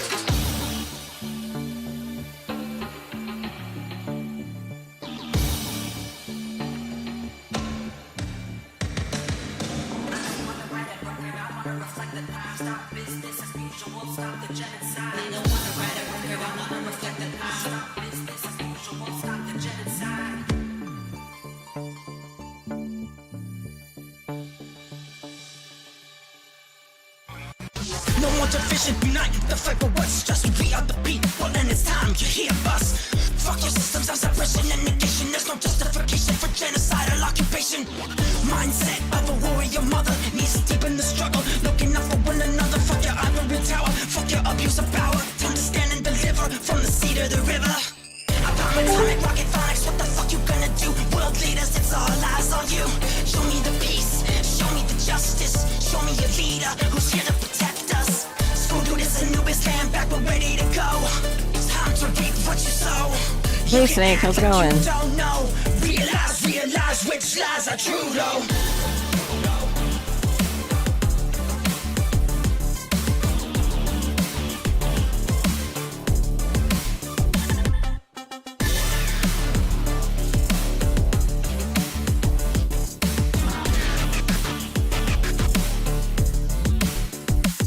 Hey yo, my mere existence is resilience, and my resistance, sheer brilliance. But when the people Nomad, that's ask, what awesome. is this? I tell them I'm the Mother Earth hating business. They see a risk in children that are indigenous, and to their loss across the land they show indifference. So it don't come as no surprise to me when they letting the babies bleed for the oil and the greed. Funded by the land of the free, we march. After the debate, even non-voters are gonna vote Stein. So we're taking it to the streets from the river to sea. You can block TikTok, but we still gon' speak. The numbers did go up. It's a priority for all my people from Sudan, Congo to Haiti, Ethiopia, Myanmar, Tibet, and all my That was me. I'm alright. I'm getting tired. I've had a long day.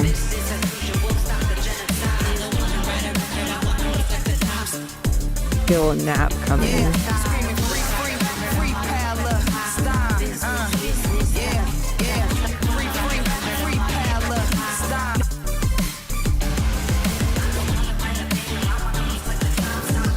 Hey, that's awesome, Nomad. Thank you.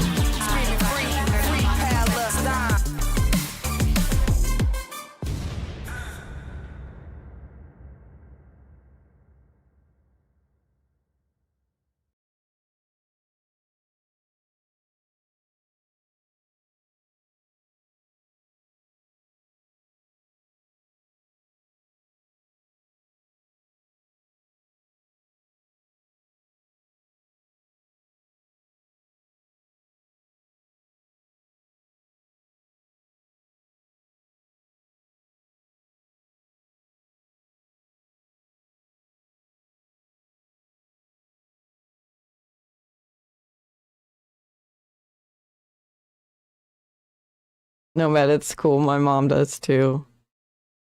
I mean, I've basically told my mom that, like, you can misgender me. It's fine, I guess, you know? She struggles with me being non-binary a little bit. Like, she's cool, but she just doesn't really get it.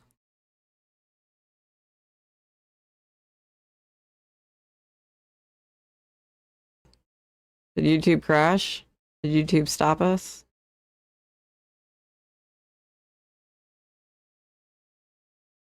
Oh no, yeah, YouTube's.